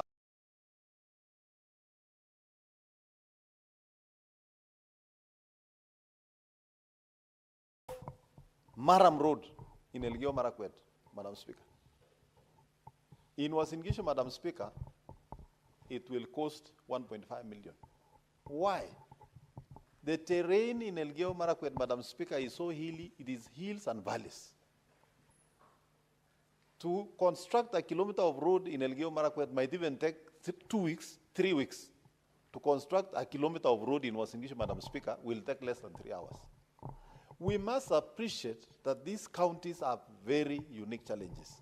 Madam Speaker, if you go to a county like Lamu, where for you to access Lamu from Nairobi, you also need to cross the ocean, Madam Speaker. The people of Lamu are not less privileged. They must get services, roads, transport network to access the rest of Kenya like all other Kenyans, Madam Speaker. Madam Speaker, if you go to a county like Tharaka Nithi, which is almost a good percent of Tharaka Nithi is ASAL, Madam Speaker, and was marginalized from independence, Madam Speaker. If we want to bring development across the country in a fairly equitable manner, Madam Speaker, we as a House should be in the forefront of making sure that the so-called small counties get additional allocation. Whether it is going to be affirmative action, whatever formula it is going to be applied, let's have those counties getting a minimum of 6 billion, Madam Speaker. Madam Speaker, if you look at health facilities, Elgeyo Marakwet County, Lamu County, Vihiga County, Tharaka Nithi, and the others, Madam Speaker, that we call small counties, they almost have similar number of health facilities as the rest of the counties, Madam Speaker. Madam Speaker, every health facility, regardless of the number of people who patronize, require the same number of human resource. If you upgrade a facility to level 3, Madam Speaker, and the requirement is that for a level 3, you must have 10 nurses, 5 clinical officers, 2 laboratory attendants. Madam Speaker, it doesn't matter whether that health facility is in Elgeyo Marakwet, it is in Lamu, Tana River, Uasin Gishu, or Nairobi. If we want to provide quality, affordable, and accessible healthcare, you must provide that number of human resources required. And therefore, these counties that we call small, Madam Speaker, will suffer an irreparable damage, especially now that the country, the government is rolling out universal health coverage in trying to make sure that every Kenyan, regardless of their geographical location, is able to access quality and affordable health care. These counties, Madam Speaker, if they are not supported, they will have a huge problem in coping with the rollout. And therefore, Madam Speaker, I want to persuade my colleagues in all the other counties to agree to relooking into the formula with a view of making sure that the least amount of resources that goes to any county is 6 billion Kenya shillings.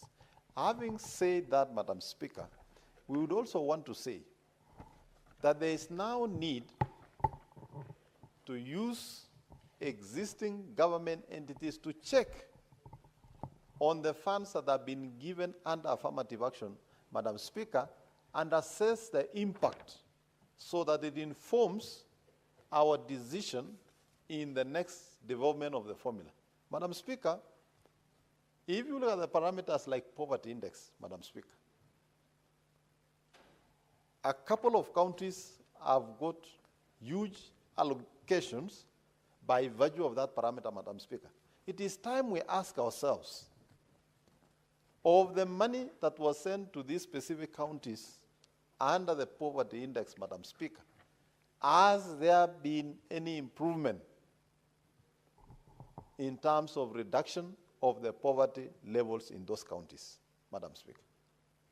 Madam Speaker, it is time that we also have, in order to boost the oversight of Senate and all other entities involved in the accountability measures, Madam Speaker, including our county assemblies, that we have an integrated financial management system that allows you as a senator of the county and you as a member of the county assembly, Madam Speaker, even on a read-only basis, to look at the financial position of your county, to be able to see what has been requisitioned, what has been approved, and what has been paid out, Madam Speaker.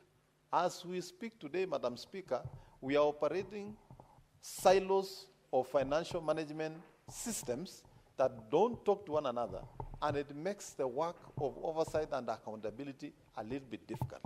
In this age of technology, Madam Speaker, it is possible to integrate IFMIS together with the system the Controller of Budget is using and the CBK payment platform, Madam Speaker, and allow for real-time availability of data and the use of finances. And Madam Speaker, this will not only apply to county governments, Madam Speaker, it should also be applied to the national government entities, Madam Speaker, so that even members of parliament, National Assembly, should be able to oversight state departments on real-time basis, Madam Speaker, and we avoid the wastage that occurs, and we only deal with the matter when the money has already gone, Madam Speaker. And Madam Speaker, that will ensure that the resources that we as a Senate keep fighting for to go to our counties, Madam Speaker, is properly utilized. Madam Speaker, on the issues of accountability, and in making sure that we have oversight, Madam Speaker, I want to thank this Senate for first accepting that our county assemblies must become autonomous. And the position the Senate has taken is so that county assemblies will be able to perform their work. Madam Speaker, today as we speak, there is very little oversight in terms of what the MCAs are doing, Madam Speaker, in the counties. Madam Speaker, I am a little bit disturbed that when you look at the financial prudence now in the counties, it looks like the accountability standards have been lowered, Madam Speaker. I say that, Madam Speaker, because in my own county, Madam Speaker, I'm surprised that the executive in my county can have up to 400 million shillings in unaccounted interest, Madam Speaker. And I don't understand what kind of development is being done using interest. Interest collection, Madam Speaker, is not any form of procurement. It is not any recommended procurement procedure, Madam Speaker. If you find a county with over 400 million, in excess of 100 million unaccounted interest, Madam Speaker, you have reasons to worry. And as particularly when you don't even hear anything from the county assemblies, Madam Speaker. And we must strengthen county assemblies, Madam Speaker, for them to be able to conduct oversight. And one way to strengthen county assemblies, Madam Speaker, is to increase the salaries of the members of county assembly. Salaries and Remuneration Commission, in their duty, in my view, I think committed an error of omission by increasing the salaries of the county executive committee members, Madam Speaker, the county waziris, to close to 400,000 a month. And we expect a member of county assembly to earn 132,000 and to oversight the functions in the county, while also being the first point of call of every citizen of this country whenever they have a problem. Madam Speaker, remember, members of parliament are in Nairobi, senators are in Nairobi, governors, unfortunately, in this time, more than 50% of the governors operate from Nairobi, so they can also not be found in their counties. So who is left at the county level to deal with the general population? It is a member of county assembly. Madam Speaker, we must live life realistically. And we must be practical. I've had people make arguments that, you know, fundraisings are not part of your job description. If an expectant mother comes to your house as a member of county assembly and needs 1,000 shillings to go to hospital to deliver, will you say that is not part of your duty? Or you'll have to find a way of giving that mother 1,000 shillings to be able to go to the facility? That is what our members of county assembly go through every day. So if we want to strengthen accountability in counties so that when we send resources, the primary level of oversight is properly conducted, then we must empower the county assemblies. I must thank this Senate for giving them the autonomy. We must also give them now the financial capacity to be able to do that, Madam Speaker. And Madam Speaker, I know the courts have pronounced themselves in the matters of qualification. As is now in this country, Madam Speaker, it is only the governors who are required to hold a degree. The rest of the position, as long as you are a Kenyan citizen with a birth certificate, it is sufficient for you to become a leader. And we don't dispute that you don't have to have gone to have degrees to be a leader, Madam Speaker. But I think, Madam Speaker, we need to put some bare minimums in some functions, Madam Speaker. For example, for you to be the chair of finance and budget in the county assembly, Madam Speaker, I think there is need for us to put some qualification there, because it requires capacity, Madam Speaker, to even internalize and check the figures that are being given by the executive, to be able even to interrogate the audit reports from the Auditor General, Madam Speaker. There is need for some specific qualification for some specific jobs, Madam Speaker, so that we can improve on our accountability, Madam Speaker. Madam Speaker, finally, let me say that there are still a lot of resources that have been left in some state departments who still continue to perform devolved functions, Madam Speaker. And Madam Speaker, as a House, we must continue to rein on these state departments and make sure that these functions are fully devolved and that resources follow function, Madam Speaker. And Madam Speaker, as I speak, I have two state departments in my mind: the State Department of Health and the State Department of Agriculture, Madam Speaker. If you look at those two functions, Madam Speaker, they are about 95% devolved. In health, Madam Speaker, county governments, the 47 county governments, are dealing with close to 14,000 health facilities. The national government, through the State Department of Health, Madam Speaker, are dealing with less than 50. If you look at the functions that are being run by the ministry, like malaria control, Madam Speaker, the distribution of nets, Madam Speaker, does not require anybody to go to school. In fact, that's a function that should be done by our community health promoters, now that we have a number of them across our counties, and they are even more distributed than the health workers, Madam Speaker. They are in a better position to perform the preventive activities of health, Madam Speaker. But you will still find they are also responsible for distribution of nets in the ministry. The function of nets is still in the ministry. Madam Speaker, functions like teaching and sensitizing the general population on washing hands is still in the ministry. The ministry wants to still travel across the country to go and sensitize people now to wash their hands. Oral health, Madam Speaker, money is being spent at the State Department of Health to teach people now to brush their teeth, something we used to be taught by our teachers and a few public health officers across those times, Madam Speaker. Why is this money still in the Ministry of Health? We need that money to go to county governments, and we need to strengthen accountability in county governments. Madam Speaker, the lazy excuse that have been used all the time of saying, oh, there's corruption on counties, corruption has been devolved. I have this to say. If we are to do consolidated values of corruption in national government and in counties, what we see in counties is child play.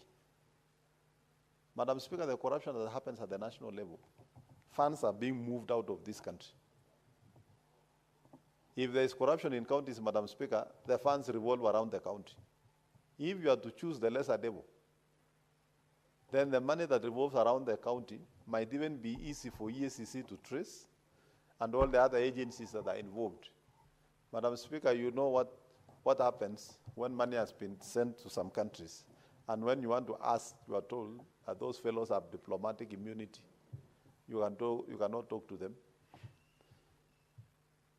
Therefore, let's send the resources to follow the function. Let the agencies responsible for accountability do their job. Let the Auditor General's office be strengthened in terms of human resource. It is also another weak link. As much as the Auditor General wants to do a good job, Madam Speaker, but with the little budget they are given and the number of staff they have, they cannot be able to handle 47 county governments, 300 parastatals, and so many other national government state agencies, Madam Speaker. Madam Speaker, there is need to enhance the capacity at the Office of the Auditor General. And we want to ask National Assembly to enhance the allocation to the Auditor General. Madam Speaker, I disagree with the Auditor General's engagement of private auditors to audit government agencies, including counties, Madam Speaker. Madam Speaker, the inconsistency that happens when you hire an audit firm today to audit was in Gishu County. In the next financial year, you will have another audit firm. It will be difficult to track the improvements that are desired from audit. Madam Speaker,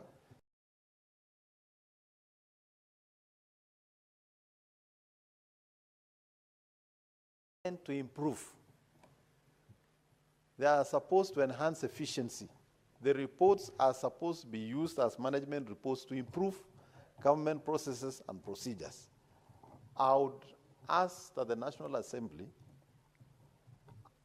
adds funds to the Auditor General to recruit more auditors so that government auditors from the Office of the Auditor General should be auditing all government agencies, both at national and county government level, Madam Speaker.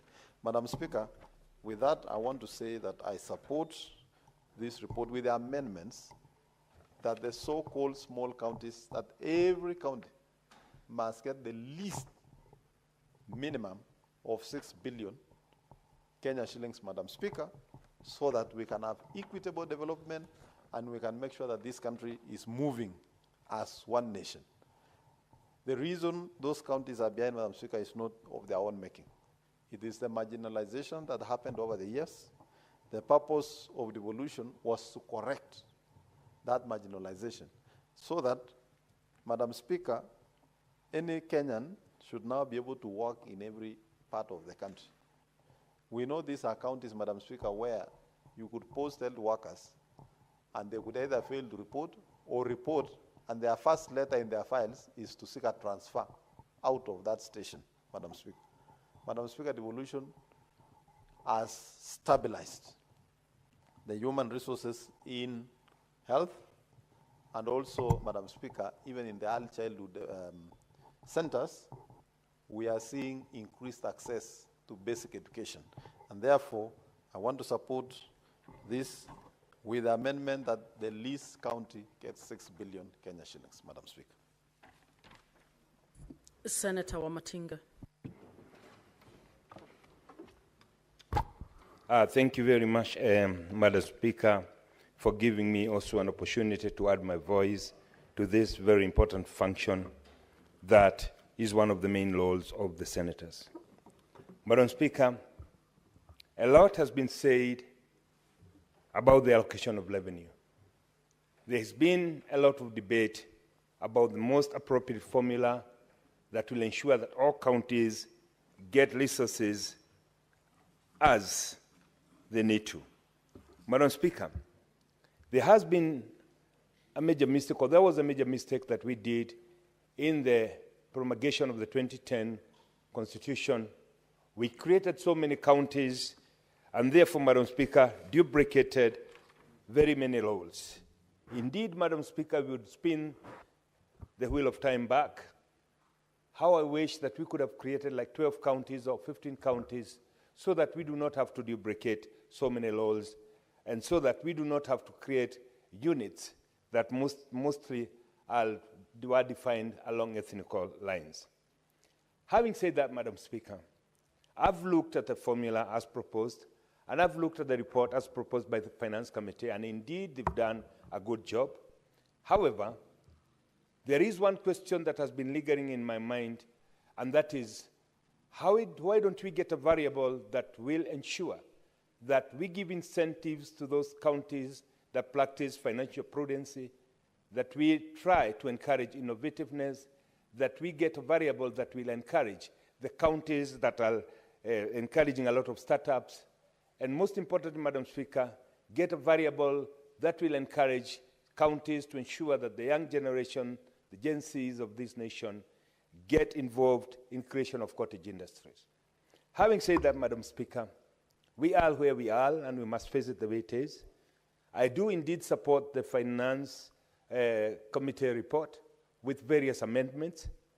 One, it is unfortunate, Madam Speaker, and this I say, and being a patriotic Kenyan, we've continued to use poverty index for the last 10 years of devolution. But how I wish that we could have paused to ask ourselves, what has been the effect of this equalization or this affirmative percentage that we've allocated to counties that we think are disadvantaged? Madam Speaker, I think using and modern tracking formulas, we could have tried to track down what this 20%, 14% previously, now 12%, the impact it has had on counties. Having visited many marginalized counties, Madam Speaker, and being involved in construction industry, Madam Speaker, I do realize, yes, Madam Speaker, that 80% of the landmass of Kenya does not participate in the GDP of this country. And this is a very unfortunate affair.